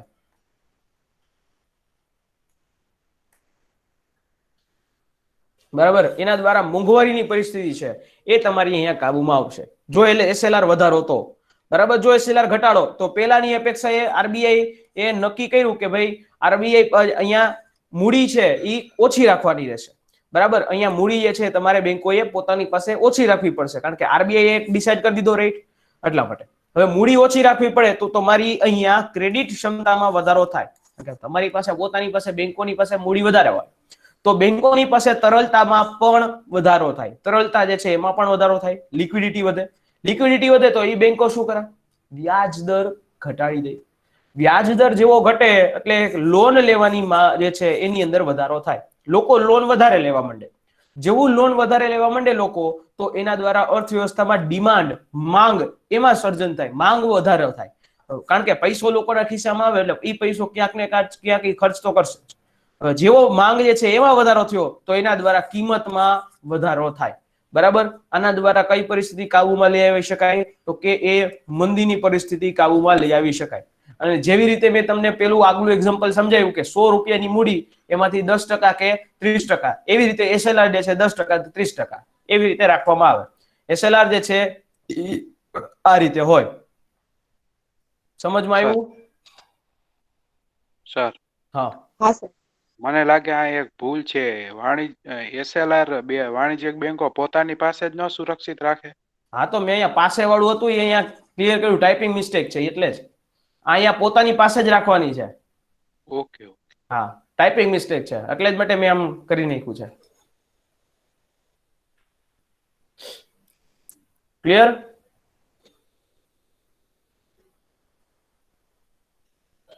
હા સર. ડન.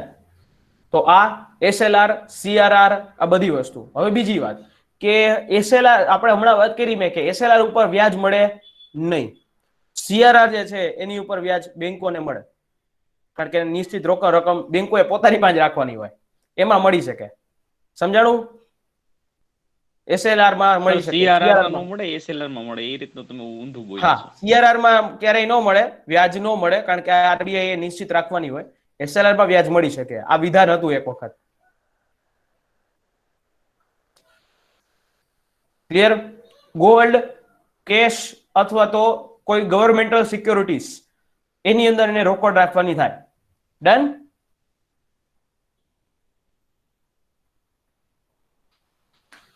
ચાલો next, open market operations, OMO. Open market operations. Open market operations Sir. એટલે કે હા, સર હાલમાં અત્યારે આ બધા રેટ કેટલા ટકા છે એક લખાવી દેજો ને અમને. હાલમાં રેટ જે છે હું આખું આ કમ્પ્લીટ કરીશ ચેપ્ટર ત્યારે હું લખાવીશ. Okay sir. હા, ઓપન માર્કેટ ઓપરેશન્સ.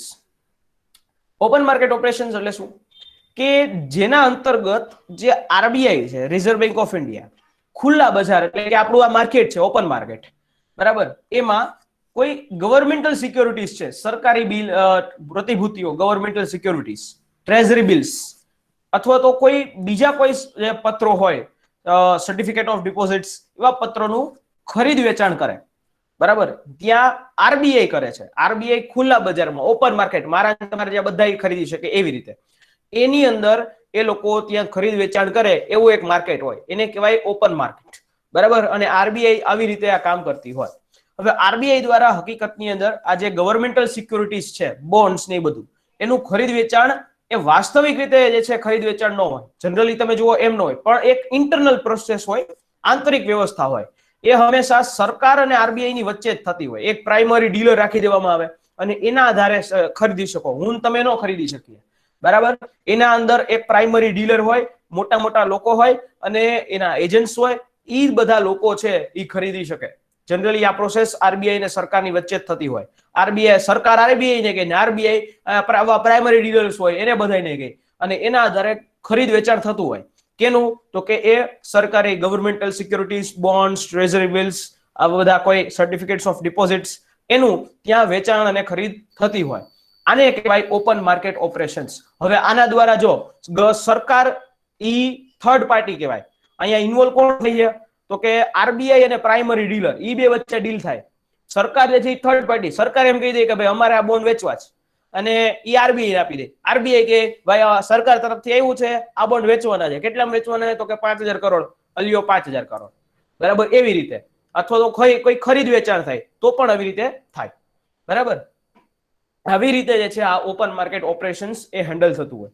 જ્યારે RBI દ્વારા પ્રાઇમરી ડીલર માંથી કોઈ પ્રતિભૂતિ ગવર્મેન્ટલ સિક્યોરિટીઝ છે એની ખરીદી થાય, એટલે કે એ ખરીદી લે છે, એટલે માર્કેટમાંથી એ પૈસો અહીંયા ખેંચે છે, સરકાર તરફ ખેંચે છે. RBI માર્કેટમાંથી પૈસો ખેંચે છે, કારણ કે કોઈ વસ્તુ ખરીદશે એટલે પેપર તરીકે આપશે, અને ઈ ભાઈ અથવા તો ઈ પ્રાઇમરી ડીલર એને એટલા રૂપિયા સામે આપશે.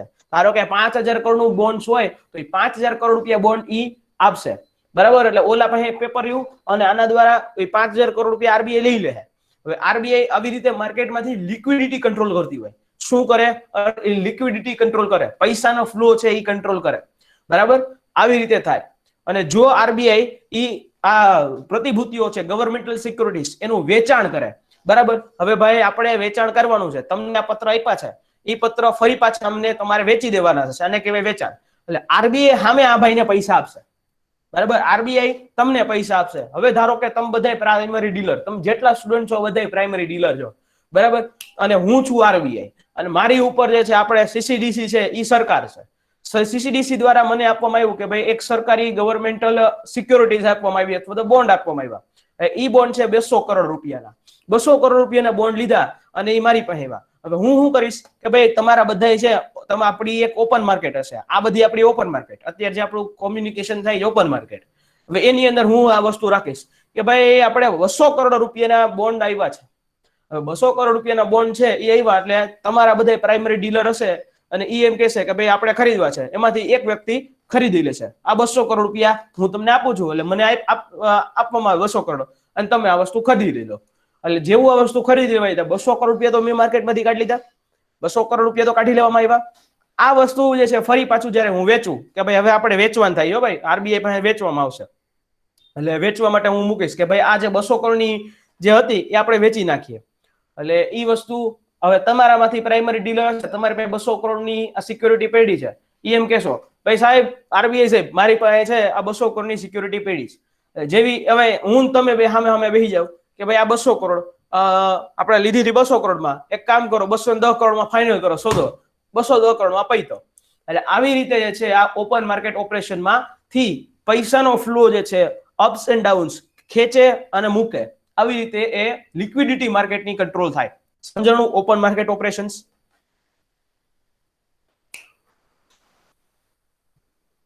હા સર. બરાબર.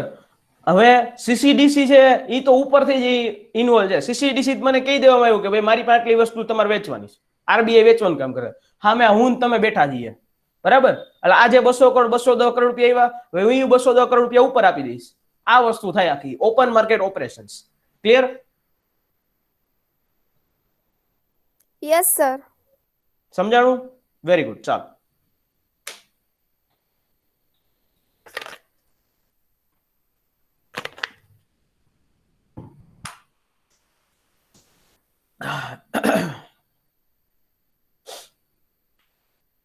જે હવે વાત કરીએ છીએ આપણી જે અત્યાર સુધી વાત હતી એ ક્વોન્ટિટી મેઝર્સ, માત્રાત્મક સાધનો. હવે જે વાત કરીએ છીએ આપણે એ ગુણાત્મક સાધનોની વાત કરીએ, અને એ ગુણાત્મક સાધનો છે જેની અંદર કોઈ સંપત્તિ હોય એના આધારે આપવામાં આવતા ઋણ વચ્ચેના જે અંતર હોય એને સીમાંત આવશ્યકતા અથવા તો એને ઋણ માર્જિન કહેવામાં આવે છે. ધારો કે તમે 200 કરોડ રૂપિયામાં કોઈ વસ્તુ ખરીદી અને ફરી પાછું આવતીકાલે તમે તો એ 10 કરોડ રૂપિયા શું થયું તમારું, એ સીમાંત આવશ્યકતા કહેવાય, બરાબર, બંને વચ્ચેના અંતરને. એટલે આને કહેવાય 210 કરોડ સોરી આને કહેવાય જે છે એ સીમાંત આવશ્યકતા કહેવાય. હવે આવી રીતે આરબીઆઈ પણ હવે એક ઓપરેશન્સ કરતી હોય કે જેના દ્વારા એ લોન જે છે ઋણનો પ્રવાહ એ વધારે ને ઘટાડે, બરાબર. શક્ય હોય ત્યારે માર્જિન વધારે અને ઘટાડે. આના આધારે ઈ ગુણાત્મક સાધનોને કાઉન્ટ કરવામાં આવે. આરબીઆઈ કરે આવી રીતે. આરબીઆઈ કોઈ પણ પોતાની સિક્યોરિટીઝ 200 કરોડ રૂપિયાની હોય, ધારો કે ઈ 200 કરોડ રૂપિયાની એની મૂળ કિંમત હોય, બંધક રાખી દીધી. હવે એનું ઓક્શનિંગ કરી અને આરબીઆઈ કરે 220 કરોડ રૂપિયા. આજે 20 કરોડ રૂપિયા એક્સ્ટ્રા આવ્યા, ઈ એની સીમાંત આવશ્યકતા કહેવાય. આના દ્વારા પૈસાનો ફ્લો વધારે ઘટાડી શકે, બરાબર. આવી રીતે આ તો મેં એક નાનકડો આંકડો આપ્યો. આની અંદર આંકડા તો બહુ મોટા હોય, કરોડોની અંદર, હજારો કરોડમાં આંકડાઓ હોય, નોર્મલ કેલ્ક્યુલેશન હોય જ નહીં, બરાબર. ક્લિયર? આ છે સીમાંત આવશ્યકતા. સીમાંત આવશ્યકતાઓથી પણ કંટ્રોલ થાય. ત્યાર પછી બીજું સાધન છે ક્રેડિટનું રાશનિંગ. હવે સમજો, આરબીઆઈ ઈ કોઈ પણ કોમર્શિયલ બેંકોને એ લોન આપવાની એક લિમિટ હોય એની, બરાબર, કે આનાથી નીચે ઈ લોન ન આપી શકે. હવે ઈ લોનની લિમિટમાં વધારો ઘટાડો કરવામાં આવે તો એને કહેવાય ક્રેડિટનું રાશનિંગ. ક્રેડિટ રાશનિંગ કહેવામાં આવે. સમજો કે એચડીએફસી બેંક છે, ઈ એચડીએફસી બેંક પોતાની કુલ મૂડી છે, ધારો કે એની કુલ મૂડી 1 લાખ કરોડ રૂપિયા, 1 લાખ કરોડ. ઈ 1 લાખ કરોડ માંથી આરબીઆઈ એને એમ કીધું કે ભાઈ તમારે 90,000 કરોડ રૂપિયા જે છે 90,000 કરોડ એ તમે લોન આપી શકો છો. એટલે આ એચડીએફસી એ તો પોતાની લોન ને બધી વસ્તુ રમવાનું કેમાં 90,000 કરોડ રૂપિયાની અંદર. ફરી પાછું આવતા મહિને આરબીઆઈ એમ કહે કે તમે કામ કરો 92,000 કરોડ રૂપિયા તમે લોન આપી શકો, 92,000 કરોડ. તો આ વસ્તુ થઈ ક્રેડિટનું રાશનિંગ કર્યું કહેવાય. આને ક્રેડિટનું રાશનિંગ કહેવામાં આવે. આના દ્વારા માર્કેટમાંથી પૈસા કંટ્રોલ કરાવી શકાય છે. ફ્લો છે પૈસાનો એ કંટ્રોલ કરાવી શકાય. અને ધારો કે કાલ સવારે આરબીઆઈ એમ કહે કે તમે ખાલી માત્ર ને માત્ર 1 લાખ કરોડ માંથી 80,000 કરોડ રૂપિયા કરોડ જે છે એ તમે આપી શકો, 80,000 કરોડ રૂપિયા. તો આ વસ્તુ એના દ્વારા ફ્લો કંટ્રોલ કરવામાં આવે. આને કહેવાય ક્રેડિટનું રાશનિંગ, બરાબર. અને અત્યારે હાલમાં જ વાત કરું કે ક્રેડિટ લિમિટ આપી દીધી. આરબીઆઈએ એચડીએફસી બેંકને 60 દિવસ માટે ક્રેડિટ કાર્ડ રિલેટેડ તમામ પ્રકારના ઓપરેશન્સ સસ્પેન્ડ કરવાનું કહી દીધું છે. અત્યારે બંધ છે, બરાબર. નવા ક્રેડિટ કાર્ડ ઇસ્યુ કરતા નથી. આ વસ્તુ એને ક્રેડિટ રાશનિંગ ઉપર કાપ મૂકવાનો. સર, આ ક્રેડિટ રાશનિંગ આપણે બેંકના વ્યાજદર પ્રમાણે કરે? સોરી, તમારો માઇક ને પાસે લઈને બોલો ને. આ ક્રેડિટ નું રાશનિંગ બેંકના વ્યાજદર પ્રમાણે કરે?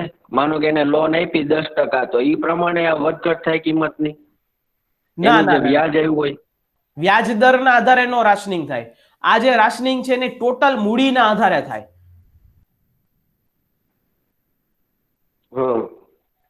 વ્યાજ દરના આધારે નહીં, એની ટોટલ મૂડીના આધારે રાશનિંગ થાય. ઓકે.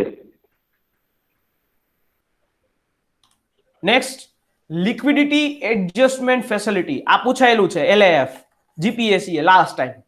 લિક્વિડિટી એડજસ્ટમેન્ટ ફેસિલિટી સમજો શું છે. બહુ મસ્ત કોન્સેપ્ટ છે કે આ જે સમિતિ એક નરસિંહન સમિતિ હતી, એની ભલામણના આધારે 2002 ની અંદર લિક્વિડિટી એડજસ્ટમેન્ટ ફેસિલિટી એલએએફ એને અપનાવવામાં આવ્યું. એલએએફ ની મદદથી આરબીઆઈ ડેઈલીના આધારે બજારની તરલતા લિક્વિડિટીનું પ્રબંધન કરતી હોય. ડેઈલી બેસિસ ઉપર દરરોજ આરબીઆઈ લિક્વિડિટી જે એડજસ્ટમેન્ટ કરે, માર્કેટની તરલતા એડજસ્ટ કરતી હોય, એ આના આધારે કરે. કેના આધારે? તો કે લિક્વિડિટી એડજસ્ટમેન્ટ ફેસિલિટીઝ, બરાબર. આ લિક્વિડિટી એડજસ્ટમેન્ટ ફેસિલિટીનું મેઇન કામ કેના મારફતે થાય? રેપો રેટ અને રિવર્સ રેપો રેટ, બરાબર. આના આધારે એ ડેઈલી બેસિસ ઉપર કામ કરતી હોય, બરાબર. લિક્વિડિટી એડજસ્ટમેન્ટ ફેસિલિટી, બરાબર. અને આ બજારની અંદર ખાસ કરીને બજારને જે અનુકૂળ વ્યાજ દર હોય એ આપવા માટે પણ સક્ષમ છે. લિક્વિડિટી એડજસ્ટમેન્ટ ફેસિલિટી છે કે જેના અનુસંધાને માર્કેટની અંદર જે પૈસાનો ફ્લો હોય એ તરલતા નિયમિત કરવામાં આવતી હોય, બરાબર. કઈ સમિતિ? નરસિંહન સમિતિ. માર્કેટની લિક્વિડિટી કંટ્રોલ કરવામાં આવે ડેઈલી બેસિસ ઉપર. રેપો રેટ અને રિવર્સ રેપો રેટ ઉપર થાય. સમજાણું? રેપો રેટ અને રિવર્સ રેપો રેટ ઉપર થાય. ક્લિયર થયું? Yes sir. Okay, done. હા sir. Next, marginal standing facility MSF. Marginal standing facility શું છે સમજો કે એક એવો વ્યાજનો દર છે કે જેની અંતર્ગત કોઈ પણ કોમર્શિયલ બેંક આરબીઆઈ પાસેથી પોતાની નેટ ટાઈમ ડિમાન્ડ લાયબિલિટીઝ એનડીટીએલ ના, એ હમણાં આગળ સમજાવીશ એ એનડીટીએલ કોને કહેવાય, એના 1% રાતભર માટે, એક રાત માટે, સમજો એક રાત માટે આ માર્જિનલ જે દરે ઉધાર લે, બરાબર, એ 1% રાતભર ઉધાર લે એને કહેવાય માર્જિનલ સ્ટેન્ડિંગ ફેસિલિટી, બરાબર. જે દર ઉપર લે એટલે કે માર્જિનલ સ્ટેન્ડિંગ ફેસિલિટી રેશિયો. આ જે કોમર્શિયલ બેંક આરબીઆઈ પાસેથી પોતાની નેટ ટાઈમ ડિમાન્ડ લાયબિલિટીઝ એના 1% રાતભર માટે ઉધાર લે. ધારો કે એની એનડીટીએલ હોય કે એ આરબીઆઈ કેટલા ટકા મૂડી આપી શકે છે, એની પાસે લોન લેવા લાયક મૂડી તો કે 1,000 કરોડ હોય, તો એના 1%, 1,000 કરોડ રૂપિયાના 1% એટલે કેટલા થાય?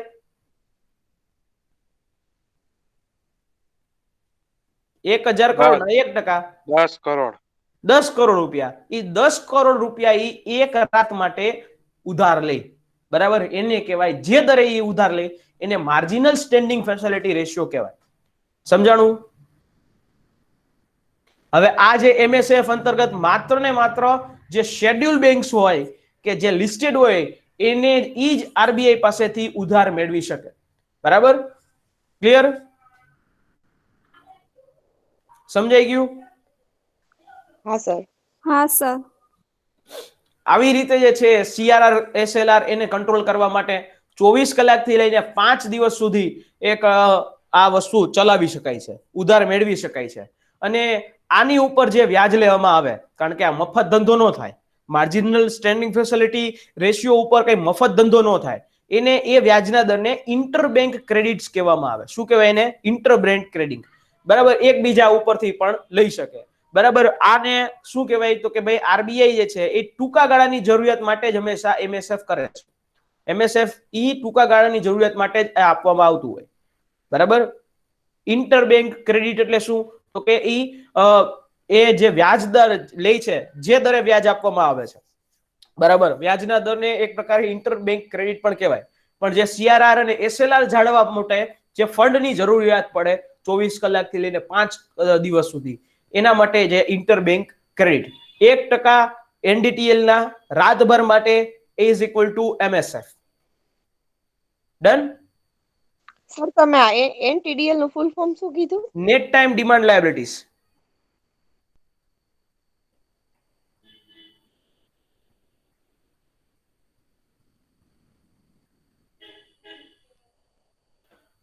Clear?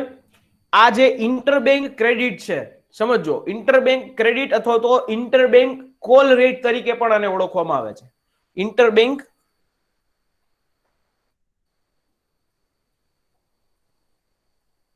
Call rate, interbank call rate તરીકે પણ આને ઓળખવામાં, બે એક જ નામ છે. હવે અત્યારે હાલમાં આ ઇન્ટરબેંક કોલ રેટ એટલો બધો વધી ગયો છે કે નાની નાની બેંકો આમાં કોઈ ઉધાર ન લઈ શકે. બરાબર, એટલે આરબીઆઈ ટૂંકા ગાળાની ફેસિલિટી કરવા માટે એમએસએફ લઈ આવી. સમજો, એમએસએફ ટૂંકા ગાળા માટે નાની નાની બેંકોને ટાર્ગેટ કરી અને આ વસ્તુ લઈ આવવામાં આવી. સમજાઈ ગયું? Yes sir. નેક્સ્ટ જો કે એલઆઈએફ લિક્વિડિટી એડજસ્ટમેન્ટ ફંડ અને એમએસએફ વચ્ચેનો ડિફરન્સ કહું છું કે એલઆઈએફ ની અંદર તમે ન્યૂનતમ બોલી હોય એની 5 કરોડ, અને એમએસએફ તો નાની નાની બેંકોને ટાર્ગેટ કરવું હતું એટલા માટે અહીંયા 1 કરોડ રૂપિયાની બોલી લગાવી શકાય. હવે એલઆઈએફ ની અંતર્ગત કોઈ પણ રાજ્ય સરકારો હોય કે કેન્દ્ર સરકારો પ્લસ બધી જ બેંકો પ્લસ એનબીએફસી પણ બોલી લગાવી શકે, એને ફંડ મળી શકે લિક્વિડિટી એડજસ્ટમેન્ટ ફંડમાં ફેસિલિટીની અંદર. જ્યારે એમએસએફ ની અંદર માત્ર ને માત્ર શેડ્યુલ બેંક્સ હોય એ જ અહીંયા લગાવી શકે. હજી કે એસએલઆર માટેના જે નાણાં છે એનો બોન્ડનો ઉપયોગ એલઆઈએફ ની અંદર કરી શકાય, જ્યારે અહીંયા કોઈ પણ ઉપયોગ જે છે એ બોન્ડ્સ હોય, ટ્રી બિલ્સ, એનો પણ અહીંયા ઉપયોગ કરી શકાય. અહીંયા એક વધે, ટ્રી બિલ્સ એટલે કે ટ્રેઝરી બિલ્સ કહેવાય, એનો પણ ઉપયોગ કરી શકાય છે. બોલી લગાવવાની કોઈ મહત્તમ રકમ અહીંયા નક્કી કરવામાં આવતી નથી. બરાબર, મેક્સિમમ તમારામાં જે ત્રેવડ એટલી બોલી લગાવી શકાય, જ્યારે અહીંયા નેટ એનડીટીએલ ના 0.75% સુધી જ બોલી લગાવી શકાય. આ આખી વસ્તુ સ્પેશિયલી એમએસએફ નાની નાની બેંકો માટે જ લઈ આવ્યા છે. એમએસએફ બરાબર, સ્મોલ બેન્કિંગ છે એને ટાર્ગેટ કરવા માટે, એને લોન ઋણ ઉપલબ્ધ કરાવવા માટે આરબીઆઈ આ વસ્તુ લઈ આવવામાં આવી છે. ક્લિયર? Yes sir. હા સર. ઓકે, ચાલો. ત્યાર પછી માર્જિનલ અલગ અલગ શબ્દો છે. આ બધા શબ્દો ઘણી વખત પૂછાતા હોય છે.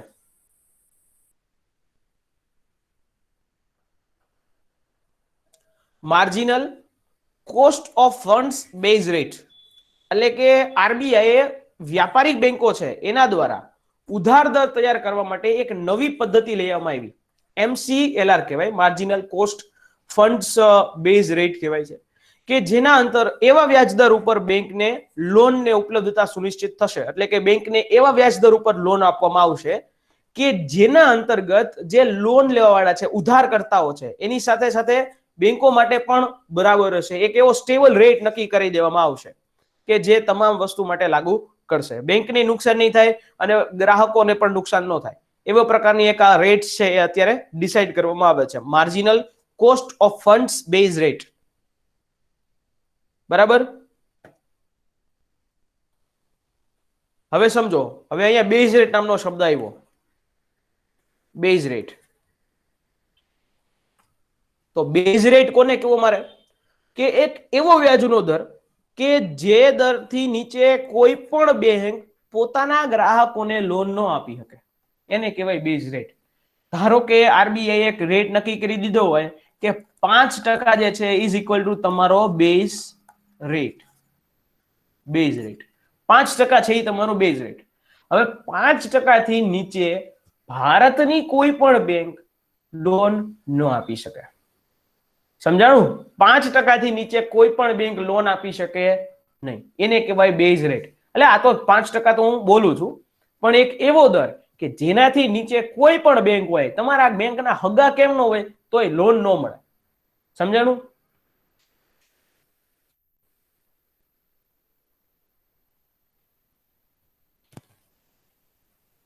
Yes sir.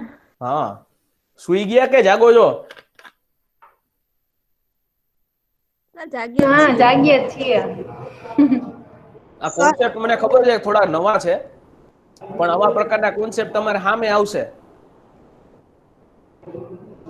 સર, હા, આ નાબાર્ડ છે કે કોઈ સ્પેશિયલ પર્પઝ માટેની જે બેંકો હોય આ ખેડૂતોને લોન આપે એના માટે આ લાગુ પડે બેઝ રેટ? શું લાગે?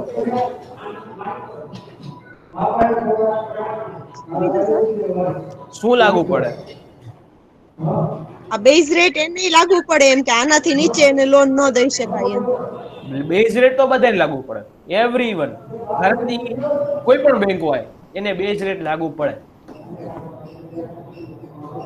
Okay sir. ચાલો next, prime lending rate. Prime lending rate એટલે કે એને પીએલઆર કહેવાય. PLR, prime lending rate. આવા બધા શબ્દો હમણાં જ પાછા આવ્યા હતા ન્યૂઝની અંદર.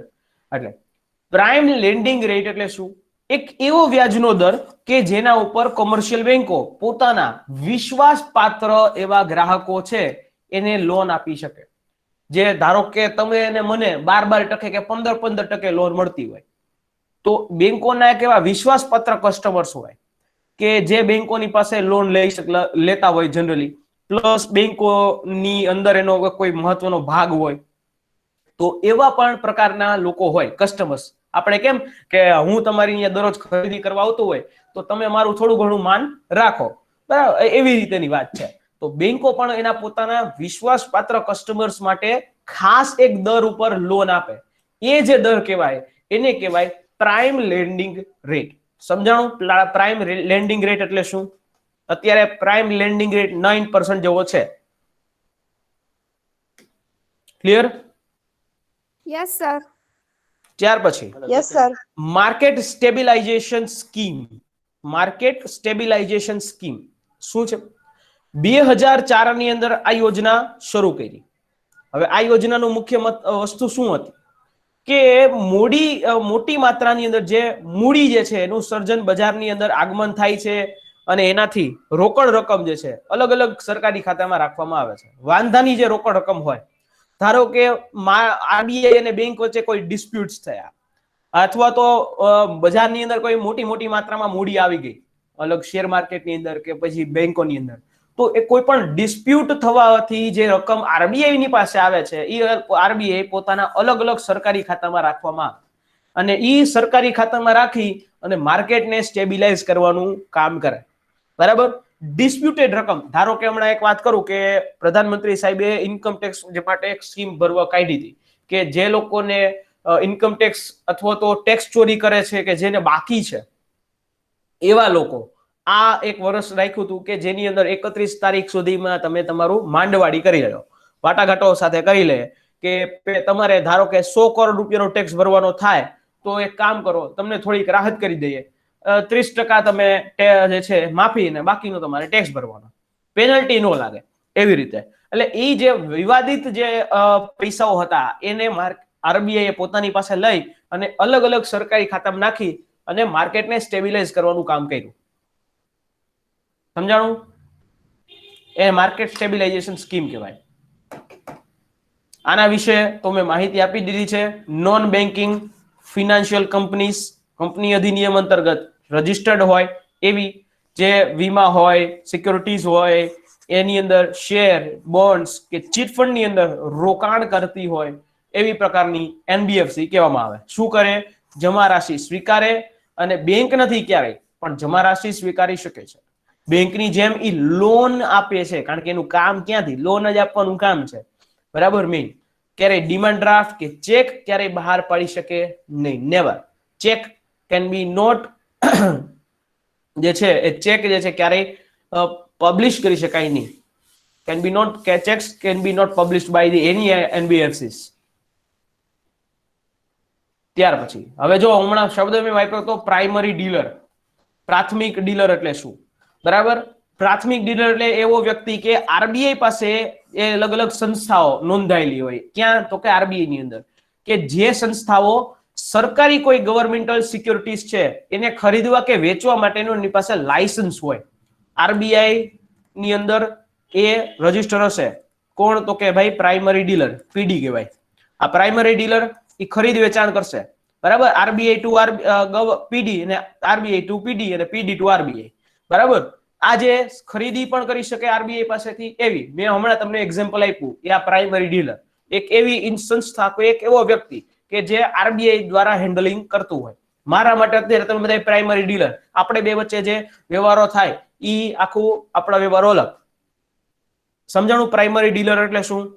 પ્રાથમિક ડીલર, પીડી. હા બોલો ડન સર. બોલો બોલો, પ્રશ્ન કોઈને? નો સર. Very good. ચાલો, હવે મેઇન સૌથી વધુ પ્રાથમિકતા કયા ક્ષેત્ર માટે લોન લેવા માટે આપવામાં આવે છે? તો સૌથી વધુ આપણા દેશની અંદર વધારેમાં વધારે પ્રાથમિકતા આપવામાં આવી પ્રાયોરિટી બેઝ લેન્ડિંગ કહેવાય એને, તે કૃષિ ક્ષેત્રને આપવામાં આવે છે. કૃષિ ક્ષેત્રને સૌથી વધારે લોન આપવી જોઈએ. ત્યાર પછી હોમ લોન્સ આવે, ત્યાર પછી ઇમ્પોર્ટ એક્સપોર્ટ લોન, ત્યાર પછી રિન્યુએબલ ક્ષેત્રે કોઈ લોન આપવામાં આવે, એમએસએમઈ ક્ષેત્રે અને એજ્યુકેશન સેક્ટર. સૌથી છેલ્લે છે ને એજ્યુકેશન સેક્ટર છે. આ પ્રાયોરિટીઝ છે, લોન આપવા માટેની ગવર્મેન્ટલ પ્રાયોરિટીઝ છે આરબીઆઈ ની. ડન? ચાલો, ગઈકાલે આપણે વાત કરી હતી ટ્વિન બેલેન્સ શીટ પ્રોબ્લેમ. સમજો, ટ્વિન બેલેન્સ શીટ પ્રોબ્લેમ એટલે શું? ભારતની અંદર આવા પ્રકારની મોટા પ્રમાણમાં સમસ્યા જોવા મળે છે.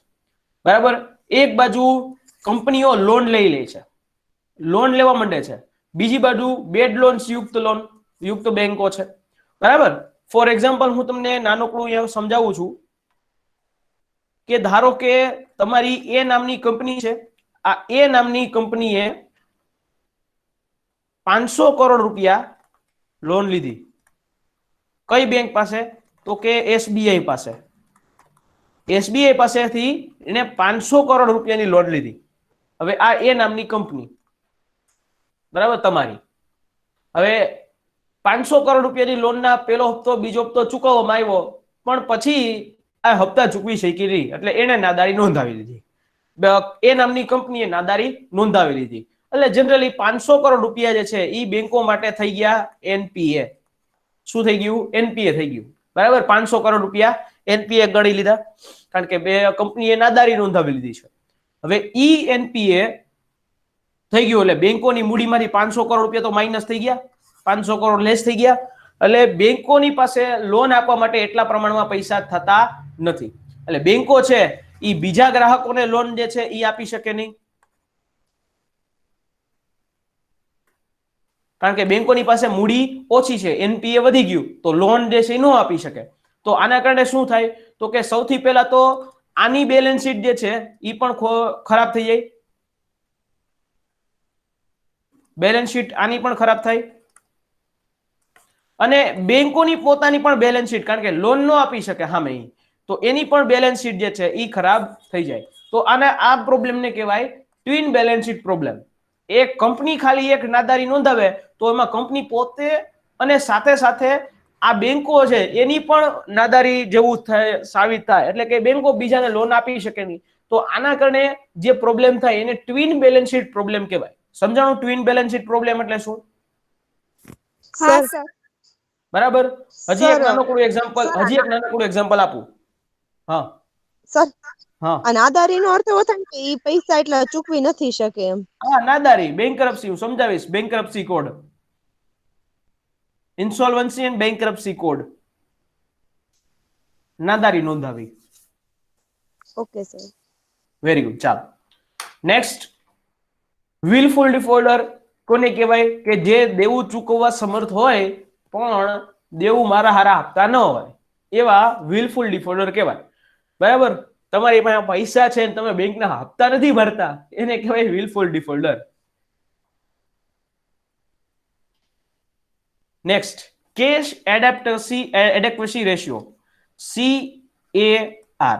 કેશ એડેપ્ટસી રેશિયો, CRR નથી, CAR છે. બરાબર? સમજો.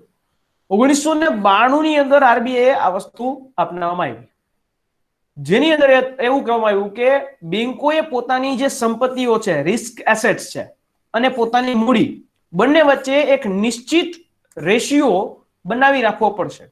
ધારો કે બેંકોની પોતાની રિસ્ક એસેટ્સ હોય, જોખમકારક મૂડી 100 કરોડ રૂપિયા બેંકોની પાસે પડી છે, અને એના મૂડી છે ઈ 100 કરોડ રૂપિયા હોય તો ઈ ચાલે નહીં, કારણ કે આ એની મૂડી, કાલ સવારે આ બધું કોઈ વસ્તુ ઉડાવીને લઈ જાય તો બેંકો તો ઠન ગોપાલ થઈ જાય. આવી વસ્તુ ચાલે નહીં. એટલે આરબીઆઈ એક નક્કી કરી દીધું કે ધારો કે તમારી રિસ્ક એસેટ્સ હોય એ 100 કરોડ રૂપિયા હોય તો તમારી મૂડી છે એ 1000 કરોડ રૂપિયા હોવી જોઈએ. એક્ઝામ્પલ છે, 1000 કરોડ રૂપિયા હોવી જોઈએ, જેથી કરી અને તમારી બેંકને એ નુકસાન કરે નહીં. અને CAR, કેશ એડેક્વસી રેશિયો, એનું જે ડિસાઈડ કરવાનું કામ એ દેશની આરબીઆઈ નું છે. સમજાણું કેશ એડેપ્ટસી રેશિયો એટલે શું? હા સર. કેશ એડેપ્ટસી રેશિયો હા સર. હકીકતની અંદર કેશ એડેપ્ટસી રેશિયો મારા અને તમારા જીવનના રૂપિયાને સાચવવા માટે આ રાખવામાં આવ્યું છે.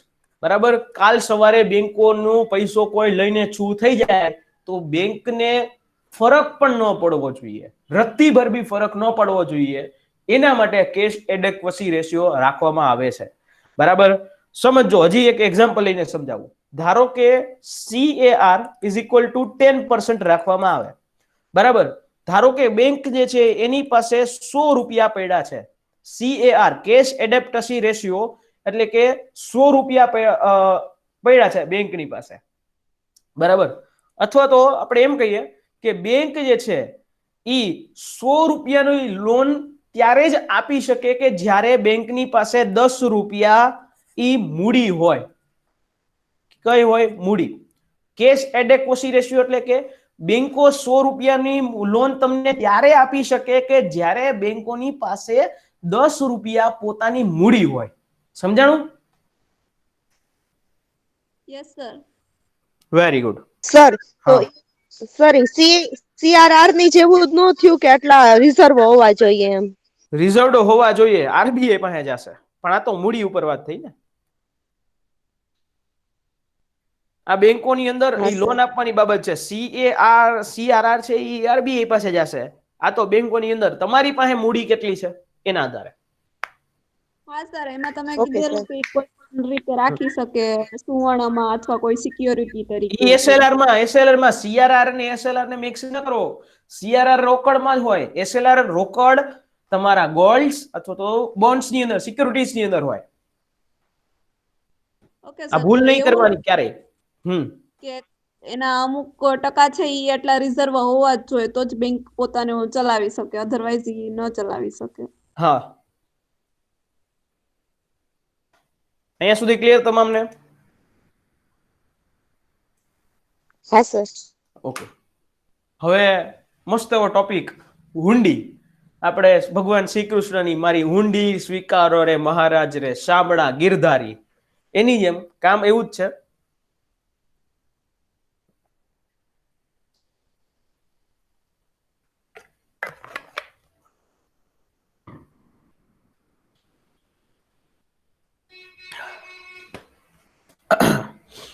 હુંડી કોને કહેવામાં આવે એની ઉપર વાત કરીશ. What is bill of exchange? Hundi છે એ સ્પેશિયલી નિગોશિયેબલ ઇન્સ્ટ્રુમેન્ટ એક્ટ અંગ્રેજ સરકારની દ્વારા બનાવવામાં આવ્યો હતો.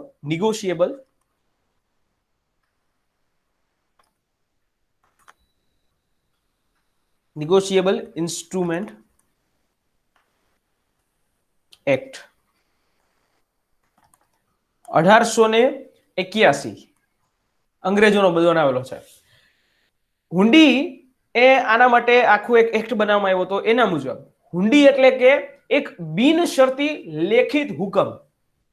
શું કહેવાય એને? બિનશરતી લેખિત હુકમ.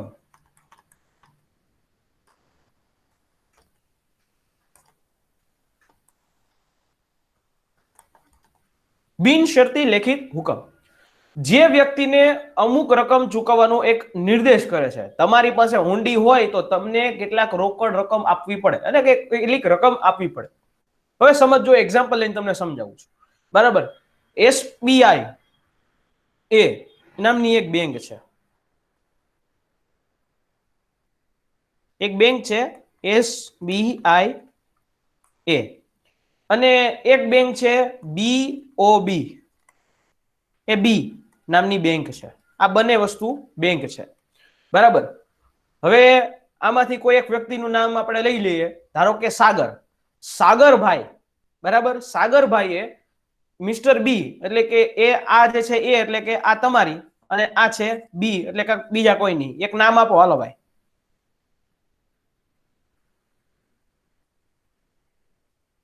કોઈનું નામ તો આપો. સર તમારું જ નામ લખી નાખો. હાલો મારું નામ લખી નાખું, આ હું ધવલભાઈ. બીજાનું કોઈનું નામ આપો હાલો. અહીંયા લખી નાખું સાગર. હાલો ભાઈ, સાગર હોય તોય ઠીક છે, ન હોય તોય ઠીક. ઓકે, સમજો, કોન્સેપ્ટ સમજો. એક્ઝામ્પલ મસ્ત છે. ધવલભાઈ ની બેંક SBI અને સાગરભાઈ ની બેંક એ BOB. હવે ધવલભાઈએ મિસ્ટર બી એટલે કે આપણા સાગરભાઈ પાસેથી 1 માર્ચ 2016 ના આધારે 20,000 રૂપિયાની ખરીદી કરી અને તેના બદલામાં એને 3 માસની હુંડી આપી. એટલે અહીંયા વાત લખું છું, ધવલભાઈ. બરાબર, ધવલભાઈએ મિસ્ટર બી પાસેથી, કોઈની પાસેથી? સાગરભાઈ પાસેથી ખરીદી કરી. કેટલા રૂપિયાની? 20,000 રૂપિયાની ખરીદી કરી મેં. કેટલા? 20,000 રૂપિયાની ખરીદી કરી અને એના બદલામાં 3 માસની હુંડી મેં કેને આપી? સાગરભાઈને. સાગરભાઈ પાસે 3 માસની હુંડી છે. કેટલા રૂપિયાની? 20,000 રૂપિયાની સાગરભાઈ પાસે. ઓકે, હવે ક્યારે આપી? 1 માર્ચ. બરાબર, 1 માર્ચ 2016 ના રોજ આપી. હવે 1 એપ્રિલ 2016 ના રોજ આ મિસ્ટર બી છે. 1 એપ્રિલ નો સમય, 1 એપ્રિલ, એક જ મહિના પછી 2016 મિસ્ટર બી સાગરભાઈને પૈસાની જરૂરિયાત પડી. સાગરભાઈને પૈસાની જરૂરિયાત પડી એટલે સાગરભાઈએ BOB બેંક હતી એની પાસે જઈ અને એની પાસે આ 20,000 રૂપિયાની હુંડી હતી એને વટાવી લીધી. કેટલા રૂપિયાની? 20,000 ની. ક્યાં ગયો સાગરભાઈ? પોતાની બેંક BOB પાસે 20,000 રૂપિયાની આ જે હુંડી હતી એ વટાવી લીધી. બરાબર, વટાવી લીધી હુંડી. અને ત્યાર પછી હુંડી જે છે એ આપવામાં આવી હતી ખાસ કરીને ટોટલ 2 મહિના માટે. બરાબર, 2 મહિના માટે પર મહિના 100 રૂપિયા કપાતા હતા. એટલે અહીંયા હુંડીની જરૂરિયાત પડી મેક્સિમમ 3 મહિના, ટૂંકમાં માર્ચ, એપ્રિલ અને મે સુધીની એ ચાર્જ હતો. હવે અહીંયા તાત્કાલિક પૈસાની જરૂરિયાત પડી સાગરભાઈને. સાગરભાઈ 20,000 રૂપિયાની હુંડી આપી BOB ને. એટલે BOB પાસેથી, BOB બેંક પાસેથી મિસ્ટર બી પાસેથી એને 2 મહિનાનો ચાર્જ હતો જે વેલા લઈ લીધા હતા, એ ચાર્જ કાપી અને બાકીના પૈસા એ મિસ્ટર બી ને આપી દેશે. એટલે 20,000 રૂપિયાની આ હુંડી હતી. કેટલાની? 20,000 ની. ઓકે, હવે એમાંથી 200 રૂપિયા આપણે કાપ્યા કારણ કે 2 મહિનાનો ચાર્જ હતો, માર્ચ, એપ્રિલ અને મે. બરાબર, 2 મહિનાનો વટાવ ચાર્જ કહેવાય. એ વટાવ ચાર્જ જે છે એ કાપી માઇનસ કરી અને એને પૈસા આપી દીધા. કેટલા આપ્યા? 19,800 રૂપિયા. બરાબર, એ મિસ્ટર બી ને BOB બેંક એ આપી દેશે. કોણ આપશે? BOB bank. સાગરભાઈને આ 19,800 રૂપિયા મળ્યા. હવે 1 મે 2016, 2 મહિના પછી, સમજો, 1 મે 2016, 1 મે 2016 BOB બેંકને બી નાણાં પૈસાની જરૂરિયાત પડી. બી કેને પડી પૈસાની જરૂરિયાત? BOB બેંકને. હવે BOB બેંક શું કરશે? આ હુંડી BOB બેંક RBI જે છે BOB બેંક પાસેથી 1 મહિનાનો વટાવ ચાર્જ RBI ને આપવામાં આવશે. બરાબર, એટલે RBI જે છે શું કરશે? 1 મહિનાનો ચાર્જ કાપી લેશે કારણ કે મે ની અંદર છે એટલે 1 મહિનાનો ચાર્જ કાપી અને એને ચેક એને આપવામાં આવી. હવે RBI એને કેટલા રૂપિયા આપશે? BOB બેંકને 20,000 ની હુંડી છે 100 રૂપિયા કાપી લેશે અને 19,900 રૂપિયા ઈ બીઓબી બેંક ને આરબીઆઈ આપી દેશે. બરાબર? કેને આપશે? આરબીઆઈ ને. 1 રૂપિયાના ટૂંકમાં આ ચાર્જ કાપી અને આ રીતે મળશે. બરાબર? હવે આરબીઆઈ છે, હવે આરબીઆઈ જશે, એની પાસે 20,000 ની આ હુંડી પડી છે. આરબીઆઈ જશે ડાયરેક્ટલી એસબીઆઈ પાસે અને એસબીઆઈ ને એ આપશે 20,000 રૂપિયાની આ હુંડી. બરાબર? અને 20,000 રૂપિયાની હુંડી આપી અને આરબીઆઈ એ ડાયરેક્ટ લઈ લેશે. આરબીઆઈ ને એસબીઆઈ કેટલા રૂપિયા આપશે? 20,000 રૂપિયા. કોને આપશે? આરબીઆઈ ને. ઓકે, સમજાણું ક્યાંથી ક્યાં ફેરવું?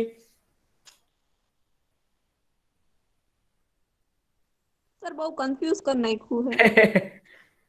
હવે સમજજો. સર પણ તમે હુંડી શબ્દ વાપરો છો, પણ હુંડી શું છે એ જ નથી ખબર પડતી. આની અંદર જ હુંડીનો જવાબ છુપાયેલો છે. સર રિપીટ કરશો? કરું રિપીટ જ કરું છું. આ મેં એક્ઝામ્પલ લીધું, મને ખબર હતી કે લગભગ તમે આમાં કેચઅપ નહીં કરી શકો, એટલે હાવ દેશી ઉપર આવી જાવ છો. બરાબર? હવે જનરલી અમે આ 20,000 રૂપિયા છે ને કાં તો સેવિંગ માં કાં તો કરંટમાં એમ જ સમજીએ છીએ એમ. 20,000 રૂપિયાનું આખું એક ફર્યું, સાયકલ ફરી ગઈ. હુંડી એક આપવામાં આવી, એક મસ્તીનો પત્ર મેં તમને લખી દીધો. તમે મારી પાસે આવ્યા અને ધારો કે તમને હું એક હુંડી લખી દઉં છું, 20,000 રૂપિયા આપવાના છે અને એ વસ્તુ તમને મળશે. આપણે જનરલી પેલા સમયમાં કેવું થતું, હુંડી એટલે કે ગામડાની બહાર તમારે જવું હોય તો હુંડી લઈ જતા, એક પત્ર લઈ જતા કે પૈસા ડાકુઓ પૈસા લૂંટી જાય એના જગ્યાએ એક પત્ર, ગામની અંદર એક સરાફ હોય. શું નામ છે એનું? સરાફ. શરાફ. આજે આ સરાફનું થઈ ગયું શ્રોફ. જે કે શ્રોફની બધા શરાફ હતા એની પેઢી છે.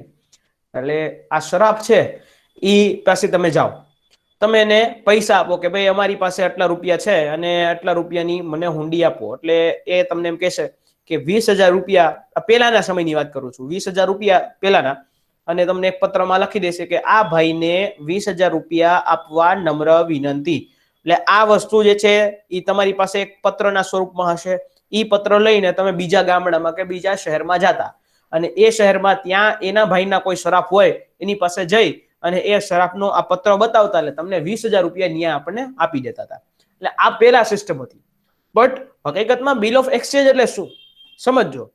હવે ખાસ કરીને એસબીઆઈ દ્વારા એક બિલ જે છે 20,000 રૂપિયાની હુંડી લીધી. બરાબર? કેટલા માસ માટેની હુંડી? તો કે 3 માસ માટેની હુંડી.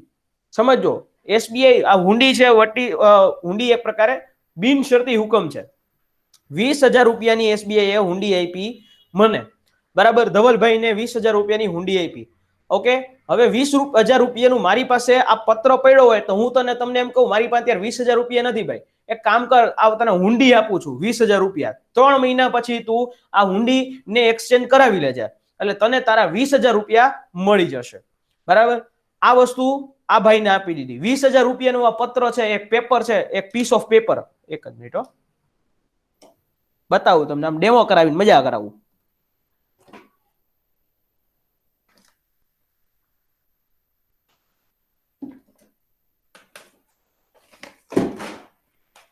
ધારો કે આ 20,000 રૂપિયાનું પેપર છે. બરાબર? આમાં લખી દીધું કે આ ભાઈ 20,000 રૂપિયા, મેં આ ભાઈને આટલા રૂપિયા આપ્યા છે. એટલે આ હુંડી આમાં મેં વેલિડિટી રાખી છે કે આ 3 માસ માટે વેલિડ છે. 3 માસ પછી આના ફરી પાછા 2,000 રૂપિયા તમને આપી દેવામાં આવશે. એટલે આ ભાઈ જે છે, એટલે હું ધવલભાઈ, હું તમને આ હુંડી આપું છું. એટલે તમારી પાસે આ હુંડી આવી ગઈ અને એના બદલામાં હું 20,000 રૂપિયા ખરીદી કરી લઉં. જેવી ખરીદી કરી એટલે આ 20,000 રૂપિયાનું પેપર તમારી પાસે આવી ગયું. હવે તમને આવતા મહિને કે તમને જ્યારે જરૂર પડે ત્યારે આ હુંડીને તમે બીજે કોઈ પણ બેંક પાસે જઈ અને એમ કહો કે મને 20,000 રૂપિયાની જરૂર પડી છે, આ હુંડી મારી પાસે 20,000 રૂપિયાની પડી હતી, કેટલા માસ માટેની છે? તો કે 3 માસ માટે. તમે ક્યારે લ્યો છો? તો કે 2 મહિના પહેલા. એટલે 2 મહિનાનો વટાવ ચાર્જ કાપી અને એને પૈસા આપી દેશે.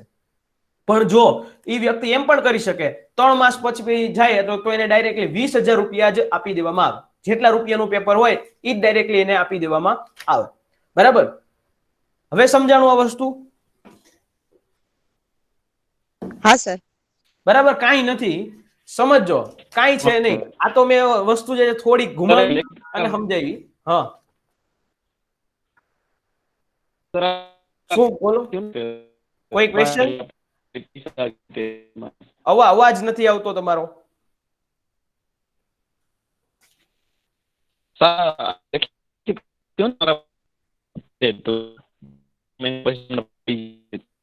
પ્રોપર તમારો અવાજ અહીંયા નથી ડિસ્પ્લે થતો, ઓડિબલ.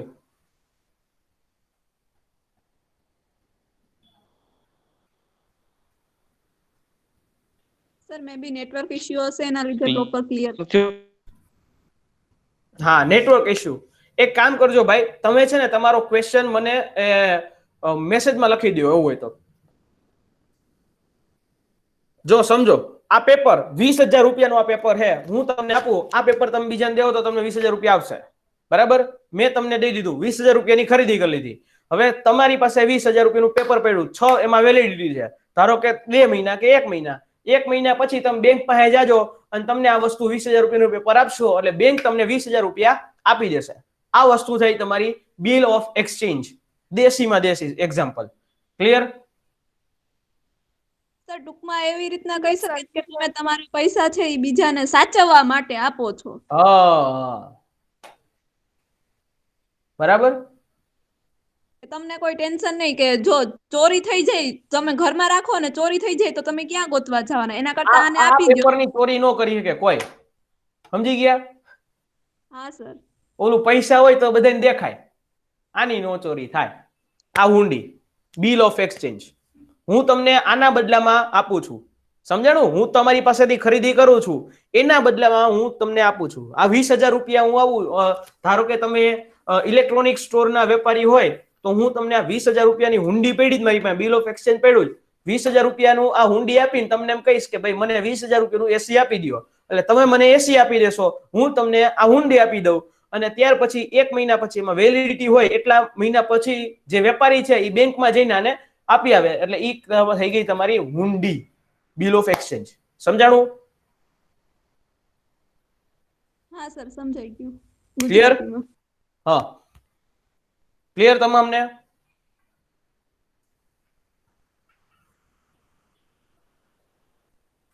હા સર. ઓકે.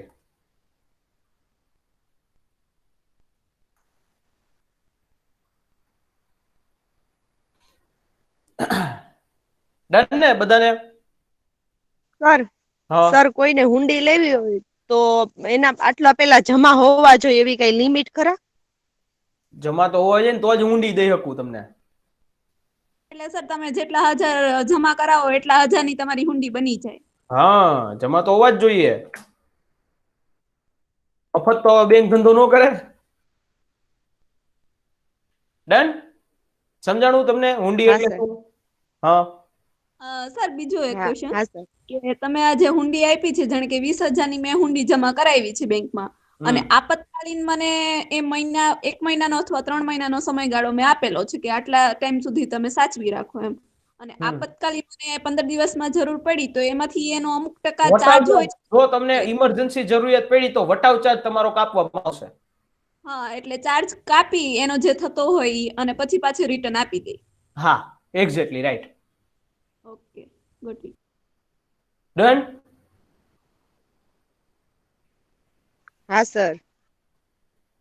ઓકે, તો આને કહેવાય હુંડી. હવે હુંડીનો સમજ આવી ગયો છે. Vote is bill of exchange?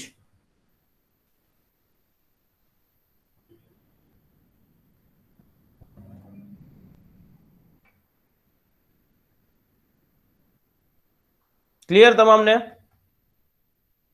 હા કે નામાં જવાબ તો આપો. યસ હા સર. હા. હા સર. ઓકે.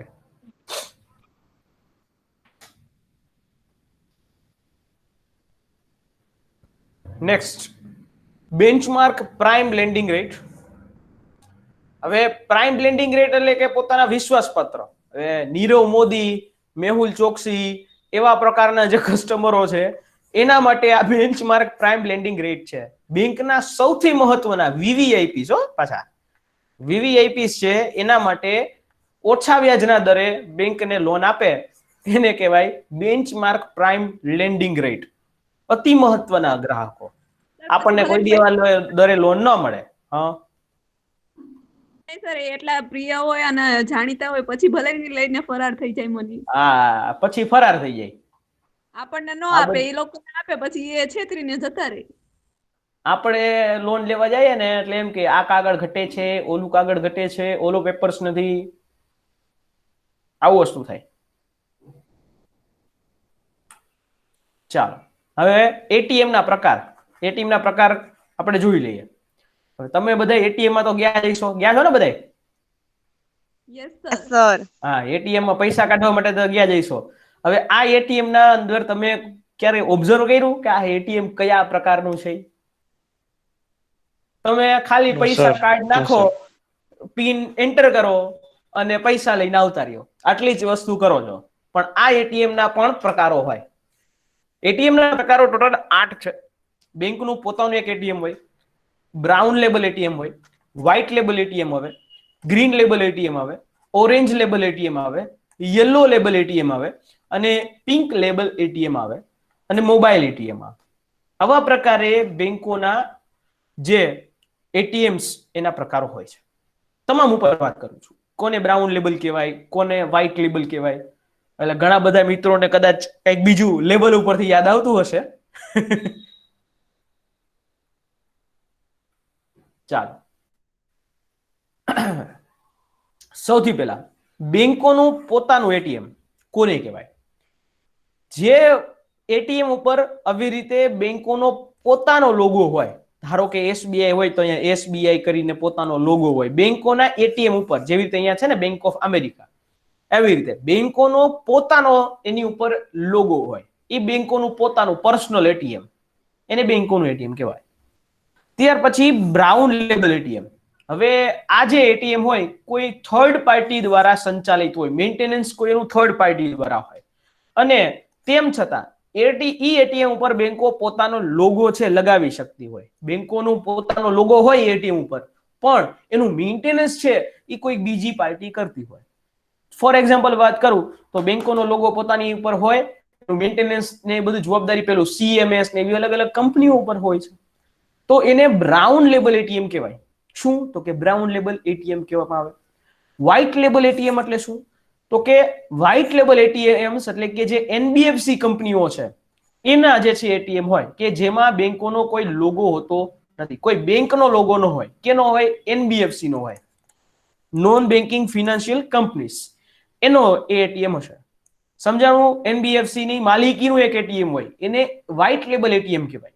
હવે જોજો જ્યારે તમે એટીએમ માં જાઓ એટલે આ વસ્તુ ઓબ્ઝર્વ કરજો કે કયું એટીએમ છે. ત્યાર પછી આવે green label ATM. Generally green label ATM છે એ કૃષિ માટે, કૃષિ વ્યવહારો કરવા માટે આવા પ્રકારનું એટીએમ, ગ્રીન લેબલ એટીએમ રાખવામાં આવતું હોય. ઘણી બધી એપીએમસીઓના આસપાસ આવા પ્રકારના એટીએમ્સ મળી શકે છે જોવા. અત્યારે ગુજરાતમાં તો આવા પ્રકારના એટીએમ નથી, પણ બીજી જગ્યાએ છે. ત્યાર પછી આવી રીતે ઓરેન્જ લેબલ એટીએમ આવે. Orange label ATM. હવે આ જે ઓરેન્જ લેબલ એટીએમ છે એ national stock exchange, Bharat stock, Bombay stock exchange એની અંતર્ગત ત્યાં આવા ઓરેન્જ લેબલ એટીએમ તમને જોવા મળે. કેના માટે હોય? શેરોના, શેર બજારની લેવજ કરવા માટેના આ એટીએમ્સ હોય. Orange label ATM. Yellow label ATM specially e commerce માટે, એમેઝોન, ફ્લિપકાર્ટ, સ્નેપડીલ, મિન્ત્રા એની કંપનીઓના આસપાસ આવા પ્રકારના યલો લેબલ એટીએમ જોવા મળે. એ યલો લેબલ એ એનું મેઇન કામ ઈ કોમર્સ માટેનું હોય છે. ત્યાર પછી પિંક એટીએમ. હવે પિંક એટીએમ આપણા દેશની અંદર મહિલાઓ માટે બનાવવામાં આવ્યું છે કે જેની અંદર માત્ર મહિલાઓ જ જઈ શકે છે, એવું એટીએમ હોય. Pink label ATM. બરાબર? ત્યાં પુરુષો હોય એને એન્ટ્રી હોય નહીં. બરાબર? મહિલાઓ માટેનું એટીએમ, કારણ કે વુમેન એમ્પાવરમેન્ટ, વુમેન સિક્યોરિટીની બાબત આવે ત્યારે એવા પ્રકારના એટીએમ આવે. Pink label ATM. Mobile ATM, આવા પ્રકારનું એટીએમ હોય એને મોબાઈલ એટીએમ કહેવામાં આવે. હરતું ફરતું એટીએમ હોય. બરાબર? એક વ્હીલ હોય અને લોકડાઉન પછી અને ખાસ કરીને ડિમોનેટાઇઝેશન પછી આવા પ્રકારના એટીએમ ની માંગ ખૂબ વધી ગઈ. અલગ અલગ બેંકો તમારા આસપાસના વિસ્તારોમાં આવે, એટીએમ પોતાના આખા ટ્રોલી જેવું બનાવ્યું હોય, બરાબર, ટ્રક જેવું, એની અંદર એટીએમ નાખીને આવી જાય. આવા પ્રકારના એટીએમ. સમજાણું? સમજાય છે કે નહીં તમામને? હા સર. હા એમ. હા સર. સર એટલે આપણે ગમે એટીએમ માંથી જઈને ઓપરેટ કરી શકીએ કે પછી ઓલું કૃષિ વાળું હતું તો એમાં જે કૃષિ સાથે સંકળાયેલા હોય ઈ જ કરી શકે? જો અત્યારે જે મેં કૃષિ વાળું જે એટીએમ ની વાત કરી ને, ગ્રીન લેબલ એટીએમ, ઈ એપીએમસી આસપાસ જ હોય, સમજ્યા? ઈ જે છે તમને એપીએમસી ની આસપાસ જ આ વસ્તુ જોવા મળે. બાકી જનરલી તમને આ બેંકોનું પોતાનું એટીએમ હોય, બ્રાઉન લેબલ એટીએમ અને વ્હાઇટ લેબલ એટીએમ તમારી આસપાસ જોવા મળતું હોય. અને એમાંય ખાસ કરીને અત્યારે બ્રાઉન લેબલ એટીએમ વધારે છે. ડન? અહીંયા જો મોસ્ટ ઓફ એવું હોય છે કે કોઈ કંપની હોય છે ને એની બાજુમાં આપણે નીકળીએ ને એટલે તરત જ એટીએમ હોય છે. એ હા. કોઈ બેંક હોય, એસબીઆઈ આનું તેનું, પણ ઈ એની પોતાનું ઉપર જ હોય. હોય ઈ છે ને પોતાનું એ હોય. કંપનીનો હોય છે. ઈ પોતાનું, જો સમજો, બેંકોની અંદર જ એક નાનકડું એટીએમ હોય. ઈ એટીએમ ઉપર ઈ પોતાનો લોગો રાખી શકે, હોય છે એનું, પણ આખું મશીન ને બધી વસ્તુ જે છે એ કોઈ થર્ડ પાર્ટી ઉપર હોય. પૈસા કોઈ થર્ડ પાર્ટી નાખવાના. પછી એમાં અલગ અલગ પ્રકારના કરારો થયા હોય કે અહીંયા ધારો કે અહીંયા હોય તો એટીએમ ની અંદર પોતાની રીતે કરાર કરી શકે. એટલે આ રીતે બ્રાઉન લેબલ એટીએમ તમને વધારે જોવા મળે.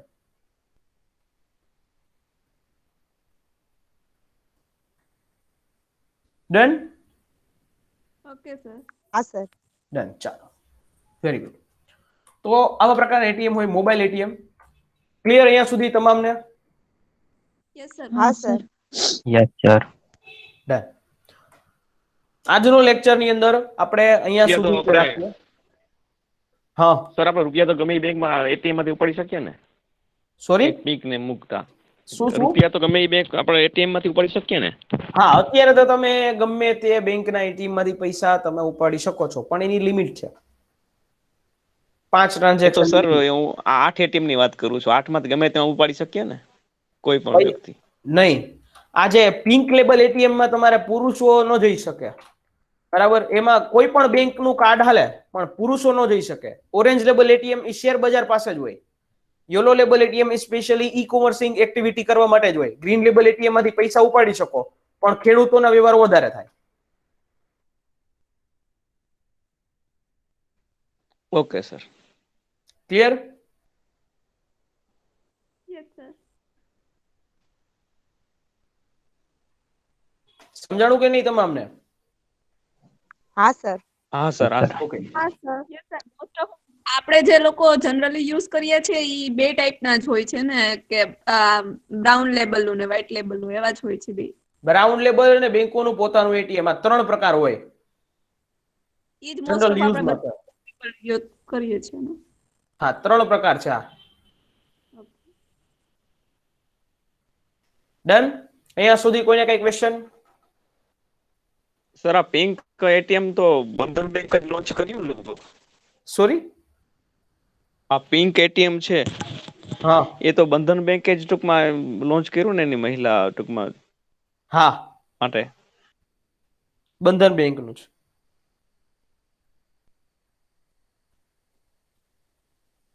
ડન? તમામને ક્લિયર દરેક વસ્તુ? હા સર. ઓકે. આજનો લેક્ચર આપણે અહીંયા જ આપણે સમાપ્ત કરીએ છીએ. નેક્સ્ટ લેક્ચરની અંદર મારે થોડીક વધારે બાબતો કહેવાની છે. બેંકની એક નાનકડી વાતો કહી અને નેક્સ્ટ ટેક્સેશન સ્ટ્રક્ચર થઈ ગયું આપણે તો આખું? ના સર, બાકી છે. ક્યાં સુધી બાકી છે? ડાયરેક્ટ ટેક્સ કમ્પ્લીટ થઈ ગયું? ડાયરેક્ટ ટેક્સ થી જ બાકી છે. ડાયરેક્ટ ટેક્સ થી જ બાકી છે. ઓકે. તો નેક્સ્ટ આપણે ટેક્સેશન સ્ટ્રક્ચર ઉપર જાશું. In taxation structure of India.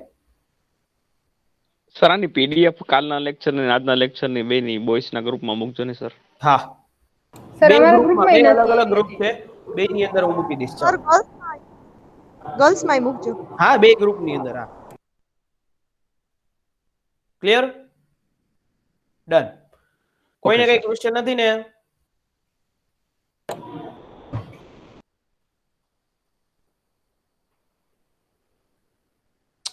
No sir. Okay, done. ચાલો, તો ફરી પાછા આપણે આવતીકાલે સવારે 11 વાગ્યે નવા સબ્જેક્ટ ઉપર, નવા જ ટોપિક ઉપર. હજી એક બીજી વસ્તુ રહી ગઈ છે, વોટ ઇઝ ક્રિપ્ટોકરન્સી, એ પણ કાલે સમજાવી દઈશ.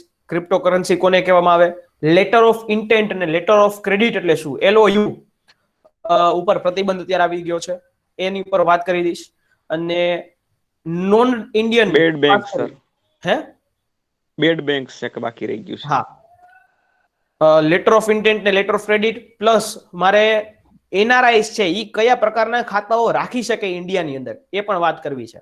નોન રેસિડેન્ટ ઇન્ડિયન ડિપોઝિટ્સ કહેવામાં આવે, એના ઉપર ક્વેશ્ચન્સ ઓલરેડી આવેલા છે અને એવા પ્રકારના ક્વેશ્ચન્સ છે કે જે પૂછવાની શક્યતા છે. એટલા માટે એના ઉપર વાત કરી અને પછી આગળ આપણે ચાલશું. Done? Okay sir. Yes, done sir. Sir. Okay, સારું. તો આજના લેક્ચરને અહીંયા જ આપણે સમાપ્ત કરીએ છીએ. ફરી પાછા આપણે આવતીકાલે સવારે 11 વાગ્યે 11 થી 1 ના સેશનમાં મળશું આપણે. ત્યાં સુધી જય હિન્દ, જય ભારત.